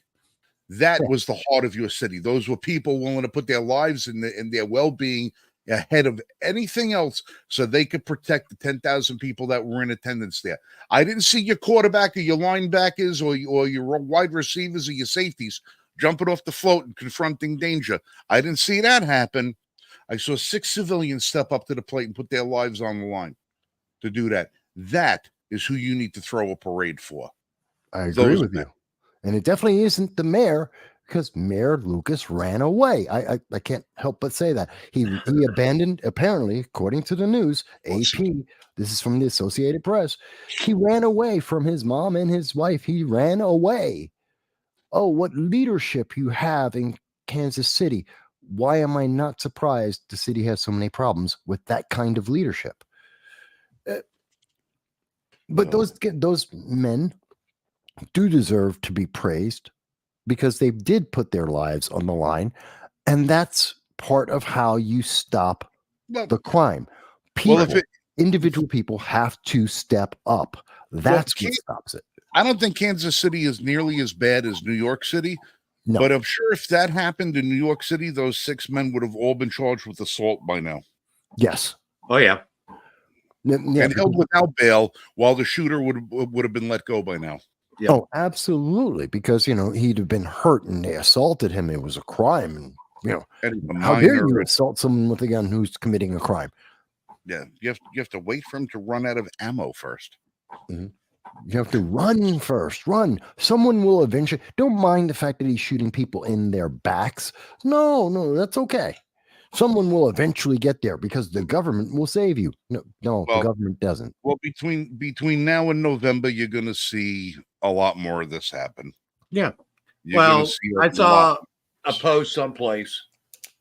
I don't remember what social media platform it was, claiming that in the first 43 days of the year, there has been 46 mass shootings. No, there hasn't. No. They make these numbers up, folks. When I say no, there isn't, they're talking about, okay, this gang showed up on a school football field on a Sunday at midnight, and there was a shooting. Well, it's a school mass shooting. No, it's not. No, it's not. There haven't been 46 mass shootings in America. No, there hasn't. They're so full of shit. Go ahead. You like my Buddy Holly glasses? What, did you go blind all of a sudden? What the hell? No, I haven't gone blind, but my eyes are 52. So pulling splinters out has become a little bit more tedious as I understand. That's why I have V's. But you notice, and why I have V's. But I went to the eye doctor. My eyesight is still slightly better than 20/20. I can still see tomorrow coming. I can still read things, 8 blocks away. It's just the up close and personal thing. It's mostly, I think, due to the diabetes. Yeah, the diabetes does have a tendency of messing up your eyesight a little bit on the close-up stuff. So especially when your sugars are out of control. Yeah, so as soon as I start losing a little bit of weight, hopefully soon. Hey, Dal, by the way, were you talking about these? What? Now, Dal mentioned before in the chat that he liked tactical tomahawks. So, no, I'm not giving this one away. This was a gift from my brother Fernando as being a groomsman on his wedding day. So, yeah, my friend, when I'm at a bridal party, my friends know what gifts to give out. No, you got to know your friends. But here's a question I want to ask everyone, and I'm being we've been serious, but I have an ultimately serious question, and I hope people get to ask their politicians. Clip this part of the video, if nothing else. Share this with every politician, especially every politician that believes in gun control. What would have stopped the two gangs? What would have stopped those two juveniles, those 15-year-olds? By the way, not legally able to own a gun.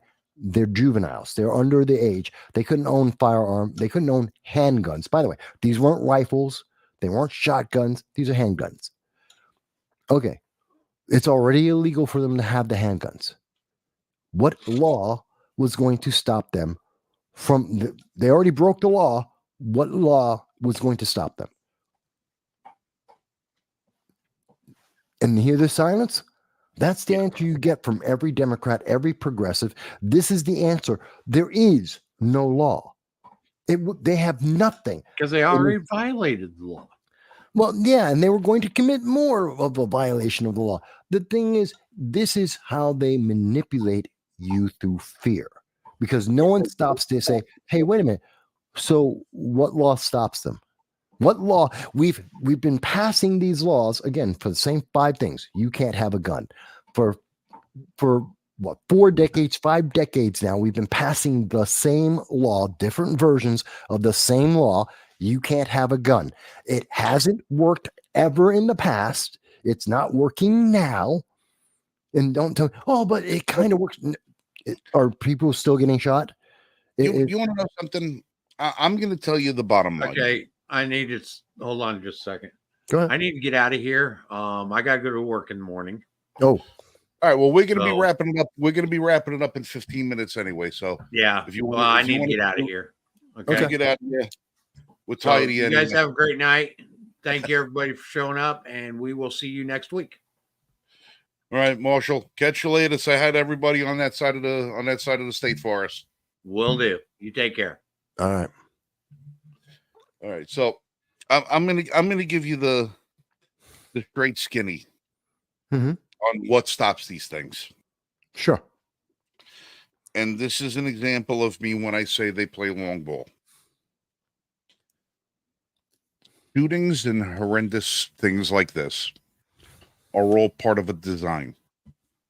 All right, there's gonna be a little bit of a philosophical rant here, but you got to follow me. You got to follow me. You got to follow me on this. Go ahead. These things are all by design. You've heard me say time and time again, there's nothing that the Democrats and the left loves more than dead kids. Yeah. They love dead kids. Whether it's through abortions or mass shootings, they don't care. They want as many as they could possibly get because they both fit the agenda. This is all by design. They always say, what can stop these things? And they always point to trying to pass more legislation. Right. More legislation, more control. More legislation, more control.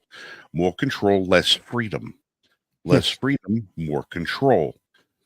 Less freedom, more dependency. More dependency, more control. This has been the long ball agenda of theirs for decades and decades and decades.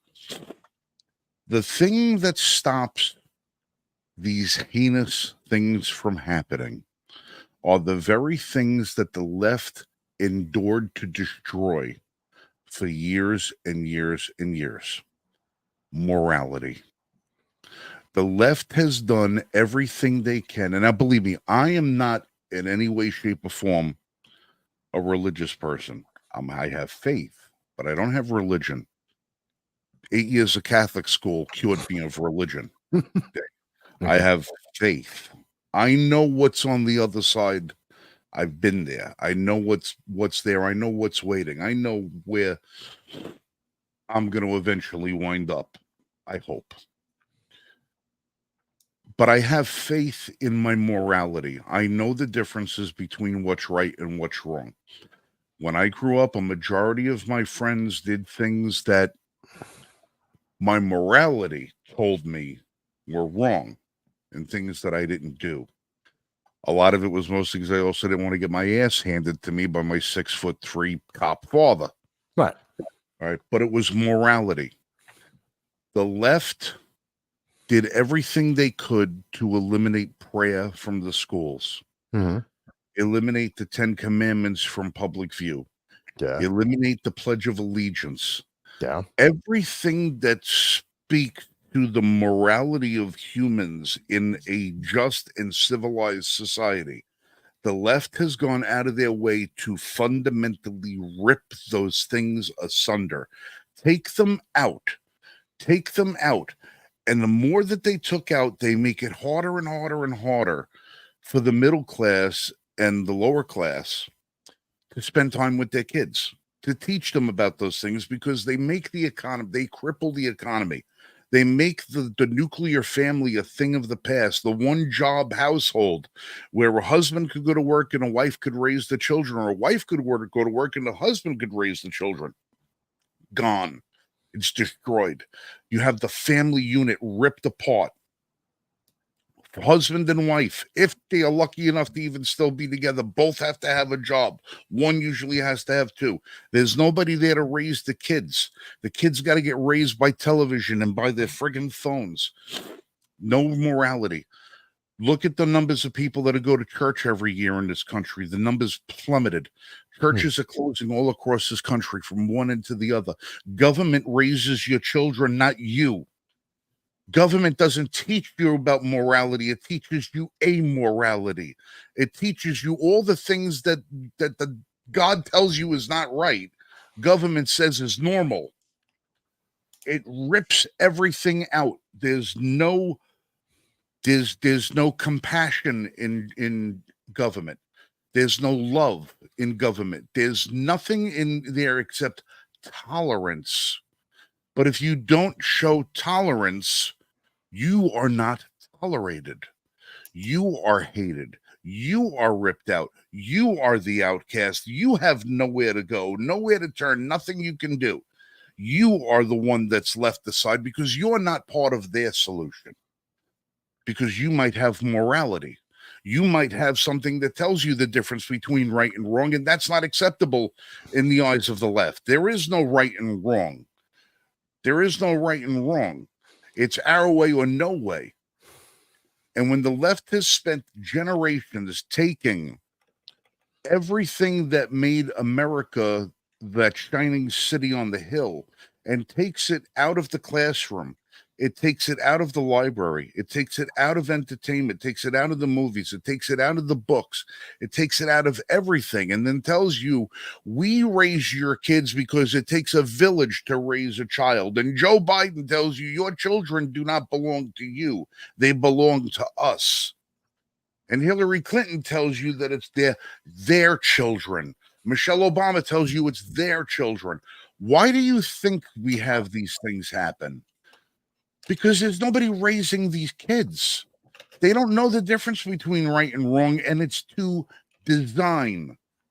It is to design, because the more of these kids that they can lead down paths that don't go anywhere except prison or a grave, the more they can show how much more control they need. They need more control to hold back the mess that they created. And if you look at what's happening on the border is going crazy. They eliminated the first thing that Joe, what was it, 53 things that he took out of the border on day one, 53 executive orders that he signed on day one 40. Pertaining to border security. 40 executive orders, but they had different applications. They affected different things. But yeah, right. He took everything out of every board of measure out of existence. Yes. And then they blame Republicans for not coming to the table and negotiate. Well, we could stop this tomorrow if Republicans get. No, it was stopped. It was stopped. Today. Left it the hell alone. Let the plan finish out. The plan that was already approved by Congress, signed into law, was already there. You decided to break the law and let it go, and you let everything freaking fall apart to design, as part of your design, to let another 11 million people into this country, to let everything run amok. Why? So that you could tell the people, if you give us more control, we'll fix it. Give us more control and we'll fix it. It was already fixed, or at least on its way to. Everything the left touches turns to shit in this country. And it's by design. Because when this whole thing is one festering pile of crap that even the flies don't want to go near because it stinks so bad, that's the only way they'll be happy, because that's when they'll have the ultimate control. That's what they want. All of this has been designed. That's why I said this has been long ball ever since the days of playing Birth of a Nation in the White House. Okay. This is how long this has been going on. They knew they couldn't get it done in a generation. Khrushchev said it. We're not going to institute communism because you're going to do it by yourself. Because we're going to win this war of attrition without firing a shot. We'll win this war without firing a shot. And he was right, because he's got people like Joe Biden, Barack Obama, Bill Clinton, Hillary Clinton, and everybody in the deep state who's of the same ideology. They don't give a shit about what they believe. They only give a shit about what they can control. Yeah, we've seen that. Once they control it, then they'll institute their beliefs. And when they institute their beliefs, there ain't enough trees for us all to swing from, because that's what they want. Yeah, I think that's a fair assessment of it. It's truly terrifying. And I mean, again, we keep seeing this. Accusation equals guilt. That's one of the latest forms of that. It's the open promise. We're going to fix gun control. You're going to be safe. Just give us more power. Just give us more freedom. He can go to court and prove his innocence. Remember those words? Then again, that was Nancy Pelosi inverting our criminal justice system. Okay, so you've got inversions of justice system. You have the disregard of laws. Oh, you committed a crime? Hey, go right back out into the street. Let's see what happens next. You have this reversal. Let's punish law-abiding gun owners because criminals exist. And we'll never stop the criminals. We're not even trying to stop the criminals. There's no attempt to try and stop the criminals. We see these things, and then we see, again, going back to accusation equals guilt. Oh, you don't agree? You must be guilty. You must be a problem. Oh, red flag law. Accusation equals guilt. Oh, Trump. He must be an insurrectionist. Accusation equals guilt. Oh, you're a Republican. Well, that means you must be MAGA. MAGA must mean that you're a 1930s German. Accusation equals guilt, and we will punish you. We keep seeing these patterns over and over, and you're right. We are seeing these patterns, and all of these patterns are destroying the bedrock. I said something the other week on my live stream, and I think it's very true. The world loves and hates America when America has its focus and its will. When Americans are focused and have our will, we raise more people out of poverty than has ever been done in the history of mankind. We have improved the quality of life for people all across this globe. We took a man and put him on the moon because Americans were focused. We had the will. That's what we were capable of doing. We saved Europe twice. We've helped to end wars all around the world. Right or wrong, whether you like it or not, doesn't matter. That's what Americans can do. Economically, militarily, spiritually, we have been beating down communism all across the world. The experiment's been going on simultaneously with capitalism, and we keep winning.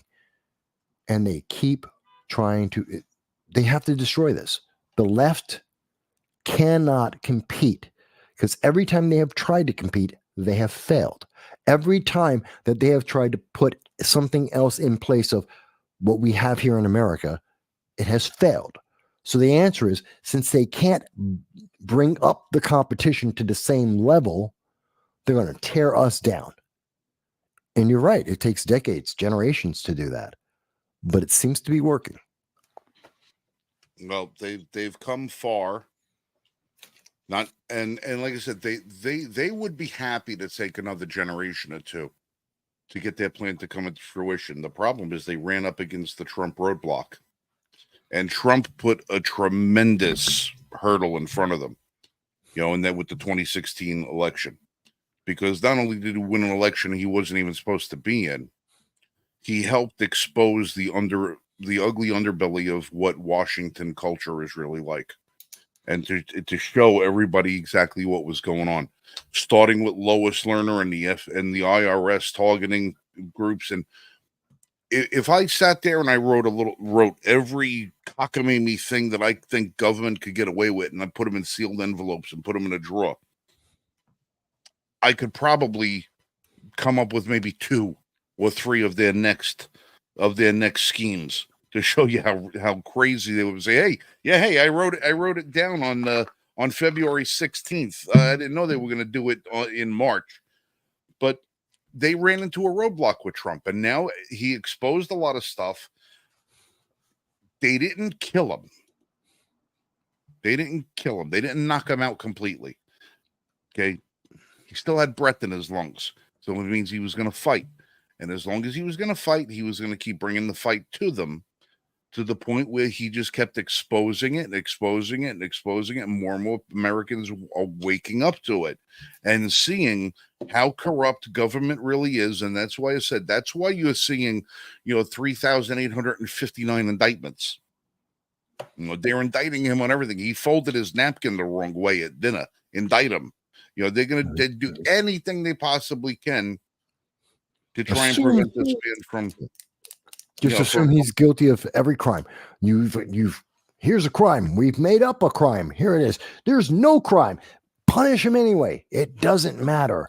There's no victim whatsoever. It's still a crime. Punish him anyway. Well, they know they're never going to be able to put him in prison. So the only thing they could, and they know they can't destroy the man's credibility. Because look, here's the thing: you either like Trump or you hate Trump. Mm-hmm. There's no in the middle with him. I mean, you have people that are outrageously pro-Trump. The man is their version of Obama. And that's the cultists, the ones that are out there. Then you get the people that are just as cultist on the hating Trump thing, that won't even look at any of the accomplishments that he made and give him credit for anything that he had, in which he did have a tremendous amount of things. Then you get a lot of people like me. I could take the guy or leave the guy. All right. I like some of his policies. Some of them I have a big problem with. But what I appreciate about him is the fact that he fights. And he shows what's bad. He's showing what's corrupt. I appreciate that. Now, I would appreciate it a whole shitload more that if he wins the next election, when he says, we're not going in for revenge. Listen, if this system that we have right now is not torn down to the studs and everybody fired and everybody have their clearances, pulled, all your financing gone, every one of these ABC organizations shut down, torn apart, and ripped down to nothing, and getting back to the basics of the Constitution. If he doesn't do that, he might as well not even be running. Well, because that's not going to happen. Well, it's got to happen. It won't happen. The only way to save this country, the way it is, listen, we can't have these corrupt systems, CIA, FBI, NSA, Education Department, Labor Department, Interior Department, all of these freaking things.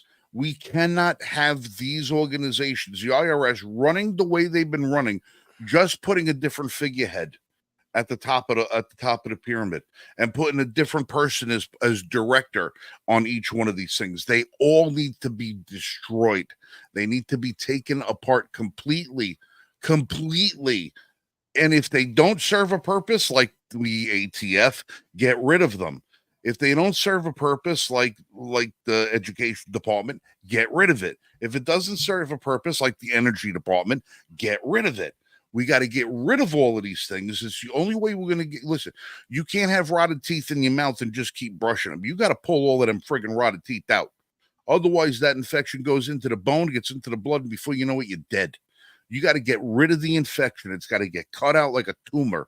It's got to get cut out. It's got to get irradiated. It's got to get taken out of the body completely. Everything that's corrupt in government has got to go. Has got to go. And they're afraid that he might actually go ahead and do it. That's why they're pulling everything out of the quiver. They're cornered animals right now, and you're gonna see the most desperate acts that you could possibly see. You got district attorneys felonies trying to convict this guy of things he never even did. Oh yeah, we didn't get to talk about Fani and her love affair, which is meant to convict Trump. Again, useless case, weak case. And why is this guy prosecuting this? Because his girlfriend told him to do so. Because his girlfriend is upset. She doesn't like Trump. So for Valentine's Day, he's going to use the state, the government, to go after Trump. This is ridiculous. Let me ask you a question. Why would you run for office? I ran for office to No. I'm speaking generically speaking. I'm not talking about your track record. If you were going to run for office, what is the point of running for office? What people say, or what the real reason is? Which one do you want? If you're running for office, it's because you want to win the race, right? Yeah. Right. You generally don't jump into an election unless you want to win. Right. He's basically trying to convict the former president of the United States for trying to win his election. Pretty much. Yeah. What the fuck else is he supposed to do? Again, non-crime. It's accusation equals guilt. Where's the crime? There isn't a crime. Doesn't matter. Don't need a crime. We just need to punish him and anyone else. How dare you? How dare you run? How dare you not be progressive? That's what it winds up being. It's insane. It is insane how authoritarian. Remember they made a TV series, miniseries, America with a K. Oh, I remember that, 1984. Yeah, it was 1984, and it was about, what if America became authoritarian? It could never happen here. And they're like, yeah, it could happen within 24 to 48 hours. Literally, America could become authoritarian in a heartbeat. It's very easy. And we're on that process right now. We're in that path. We're normalizing a more and more authoritarian government because we're ignoring the Constitution. And people aren't speaking up. Ask simple questions. It's real simple. Ask the Mayor Quentin Lucas, after he stops running away from what happened in Kansas City, ask him, and what exactly, tell me the exact law that's actually going to stop a bunch of gangs shooting each other. Because all the laws you passed so far haven't worked. So what is the one that's absolutely going to work? He won't be able to answer it. Oh, what's the law that's going to reverse someone? They went down the trans path and they were wrong. What's the law that's going to reverse it for them? Put them back to where they were, factory reset? Oh, there isn't one. Oh, I see. We're going to raise the minimum wage to $150,000 an hour per person per second. Where's the money coming from? How are you going to stop inflation? You don't want to talk about that. We're talking about consequences. We're talking about reactions. And all of this takes more and more government power. None of this happens without a more oppressive, omnipresent, micromanaging government. Oh, you don't want to talk about that part. We can't talk about that part. I'm the bad guy, folks, here. Now Google is going to suppress me because this is no longer surface level, high quality information. It doesn't match their barrier for the 2024 election. So that means I have to be suppressed. This is insane. It's aggravating. Oh, I had my date. I was America with a K was 1987. It was the day after was 1983. That's the one I was thinking about. That was the nuclear fallout movie. That was the one that tried to, in 1983. They came out with the day after to try and prevent Reagan from winning re-election by saying it was so dangerous that he was going to bring around the next nuclear war, and that didn't work. And then they came out with America in 1987 to try and prevent people from voting for George W. Bush. Do you notice that the nightmares of Hollywood are always about their people and their policies, and the reality, which the American people vote for, never anywhere near it? Oh my God, Trump's going to, all 4 years throughout the entire term of Donald Trump, the next thing, he's going to get us in another war. We're going to be in World War III. The world's going to end. And wait a minute, none of that happened. But Biden got in, and we instantly started doubling our troops in the Middle East. And now, how many wars are we involved with? Do people even know how many wars we're involved with? It's ridiculous when we start thinking about it. It doesn't make any. It's so bad. It makes sense when you look at it through what their lens is. If you look at their end game, it all makes perfect sense. It all makes perfect sense if you look at the end game. If you look at it, your problem, Vass, is that you look at it through the eyes of somebody who's optimistically American, who believes in his heart. You believe in your heart that when somebody takes their hand and puts it on that Bible and they take that oath of office, whatever office that be, that whatever vote that they cast, whatever legislation that they should happen to write, they're doing so on the pretense that it's the best thing for America. Most of them, yes. You want to believe that in their heart of hearts, they're looking out for the American way of life. Looking out for their constituents. They want the best for America. Where I happen to be correct when I look at these politicians and I think to myself, they put their hand on the oath to take that oath with the sole purpose of destruction of America. That is their agenda. You just happen to think that, you think the best in people. I know the worst. I know the worst in people. I believe that even 75% of the people that are allegedly on our side of the aisle, when you look at what they actually come down and they vote for, they're voting for the same thing that the other ones are voting for. They're just doing it in a more patriotic way. We just need real people. We so need real people. I'm talking about waitresses. I'm talking about bus drivers. I'm talking about taxi drivers, Uber Eats. We need real people in our government. We really do. We got to get these people that we are electing. And I know a bunch of them. I've interviewed them. I've talked with them. I got some of their phone numbers. I've known them for years, some of these people. We really got to stop hiring more and more politicians. Literally went to college to study politics. Why are we electing these people? They went to be an attorney, never actually went into a courtroom in their entire lifetime, and yet they're in politics. Why are we electing these people? No, we need real people writing really basic laws that make sense and represent the people that they're there for. That's what people need to do. That's what we need to, they say, oh, well, you can't write in that name. Screw you. I'm writing the name in anyway. I dare you to not count. 10 million people, if you had, as an example, in Colorado, if you had 5 million people write in Trump's name, I dare them not to count that. No, they don't care. Well, you know why they don't? They won't. They won't count it. You know why? Because the people in this country will do nothing. America's greatest pastime is not baseball. It's not football. It's bitch moaning and complaining. That's the American pastime. The American pastime is sitting there and bitching and moaning and complaining and not doing a goddamn thing about it, because they get up the following day and they do the same friggin' routine.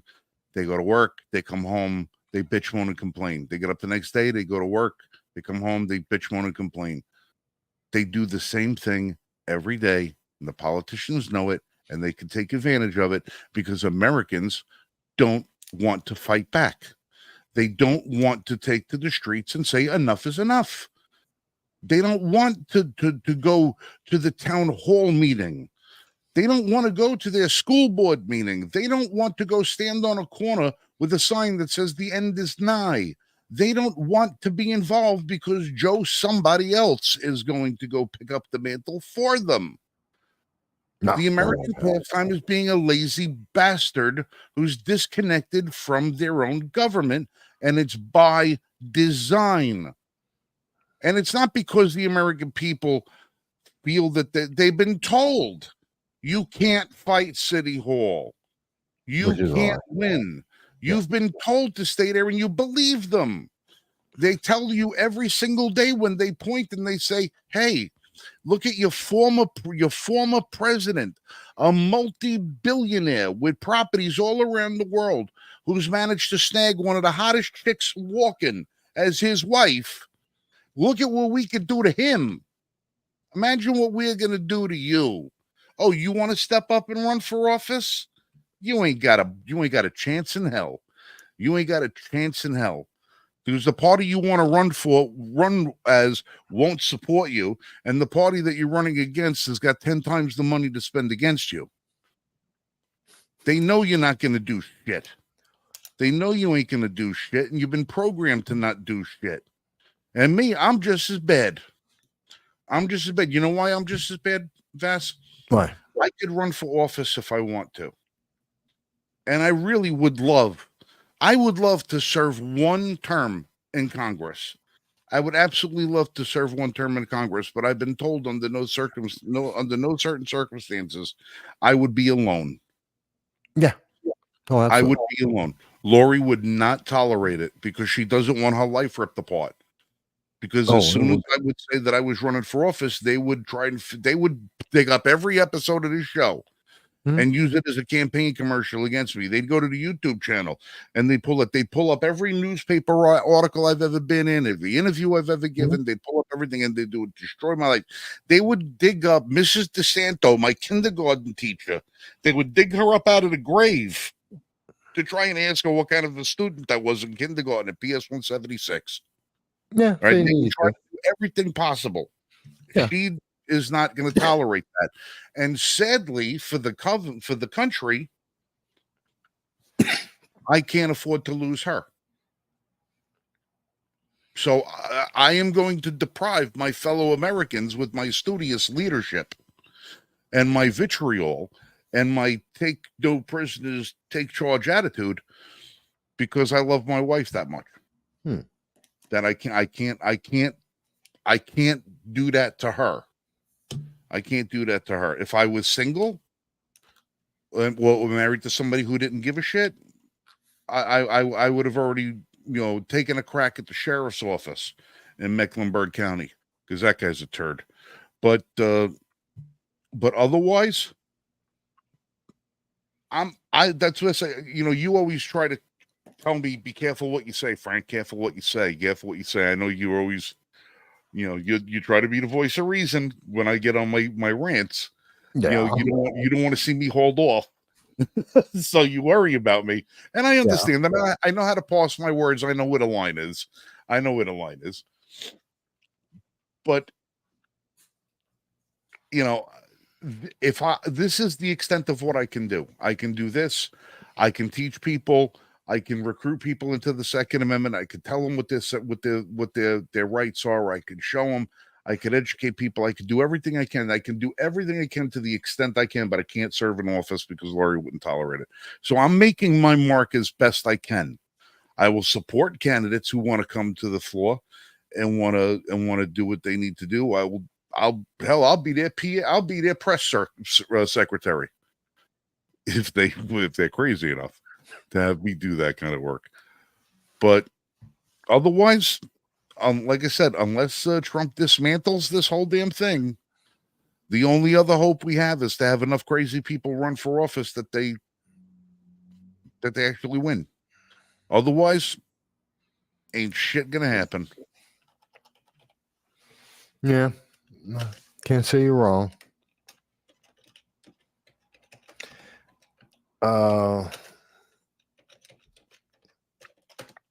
Can't say that you're wrong. Sorry. How long have we been? Oh, we're over. Yeah, it was Time 16. flies. What's that? Time flies. Yeah.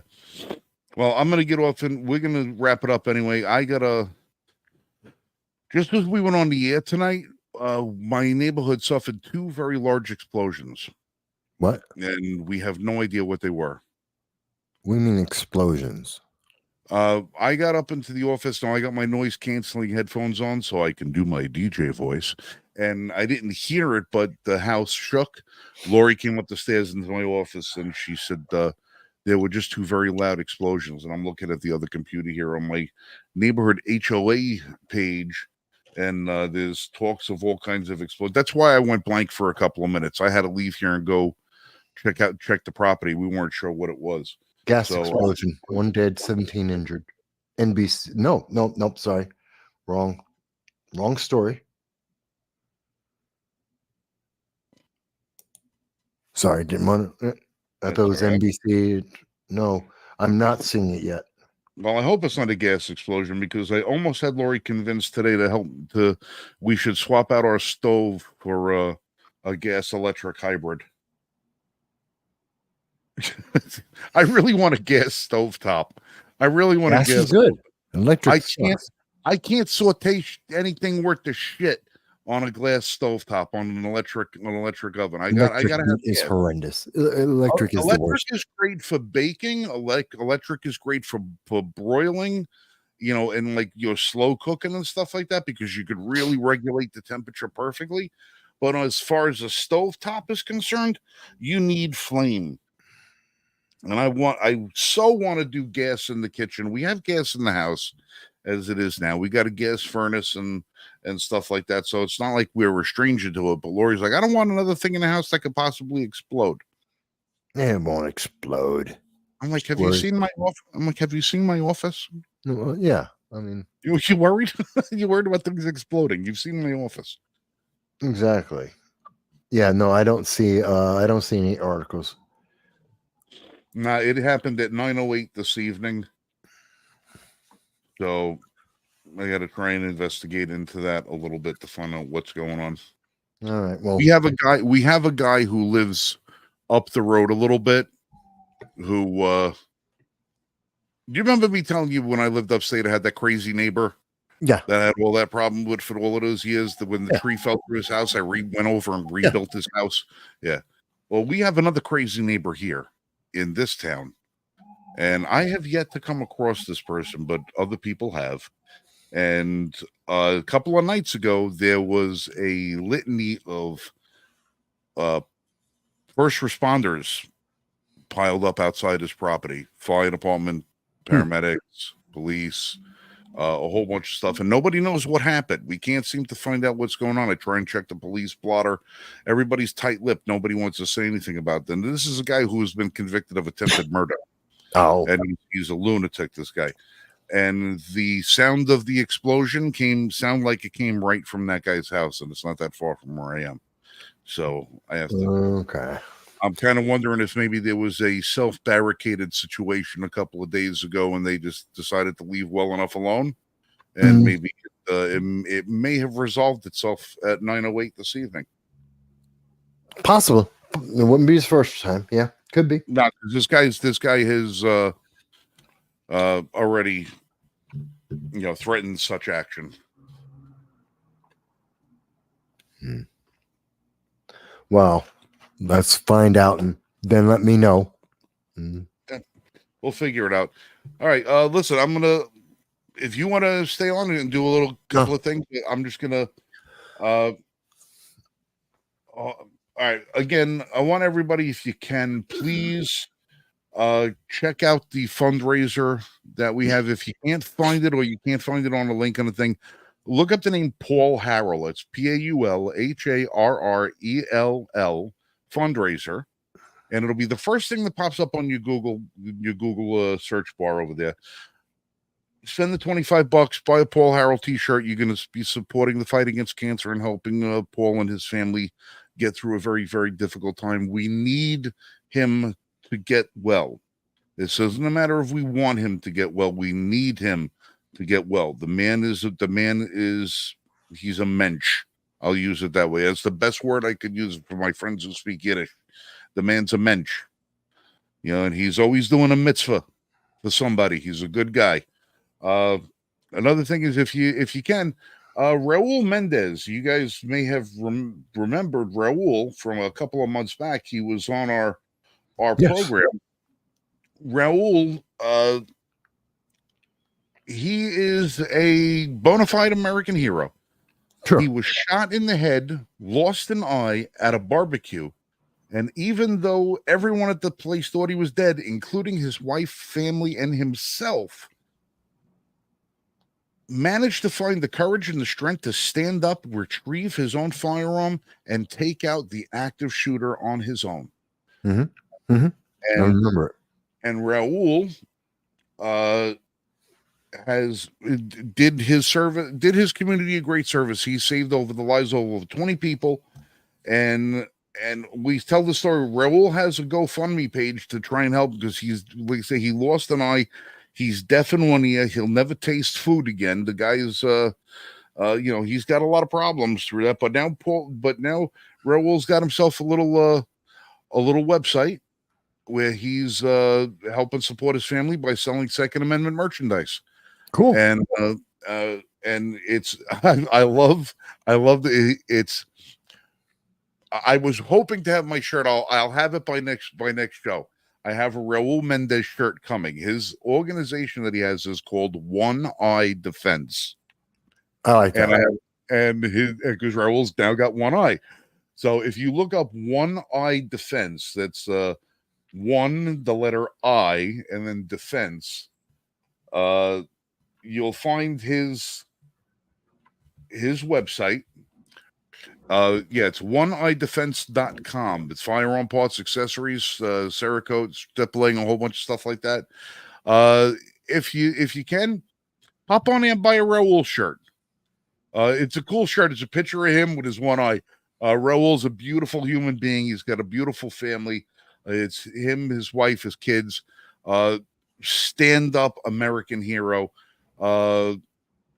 Help him out. He could definitely use the help and support of the community, because he is the Second Amendment community. He is what we should all aspire to be.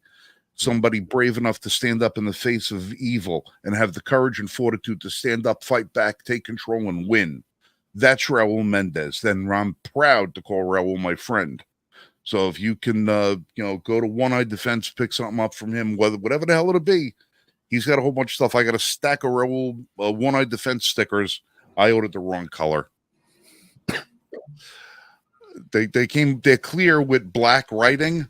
So when I put them on my cab, on my truck, I don't see them. I have to get clear with white writing so they stand out against my window tint. But I digress. Maybe I'll give those out next week. OneEyeDefense.com, Raul Mendez, and the Paul Harrell fundraiser. Please take care of those two things if you can. Those good people. You guys are if you're in the audience and you're here with us, you're one of us. We're one of you. Let's support one another and help our communities get to a better and brighter day. Yep. So with that, I'm going to say goodnight. Remember to check out the Range Report on YouTube. Go to L1F.us and join up with our yearly membership. You might win a rifle that I'm not allowed to show you because they'll cut all our episode. Make sure that you check out VAS and No Soundbites Allowed every Sunday at 2:30 p.m. Eastern Standard Time. And you can find them just about anywhere. I mean, you go to BettyCrocker.com and Matt's has got a window that pops up and you get live stream, long form commentary. The guy's everywhere. And pretty much all the big major ones. Yeah. The Dragon of the Bronx. Folks in the audience, thank you again. You guys be safe, shoot straight. We'll catch you guys next week. We love you. Yeah.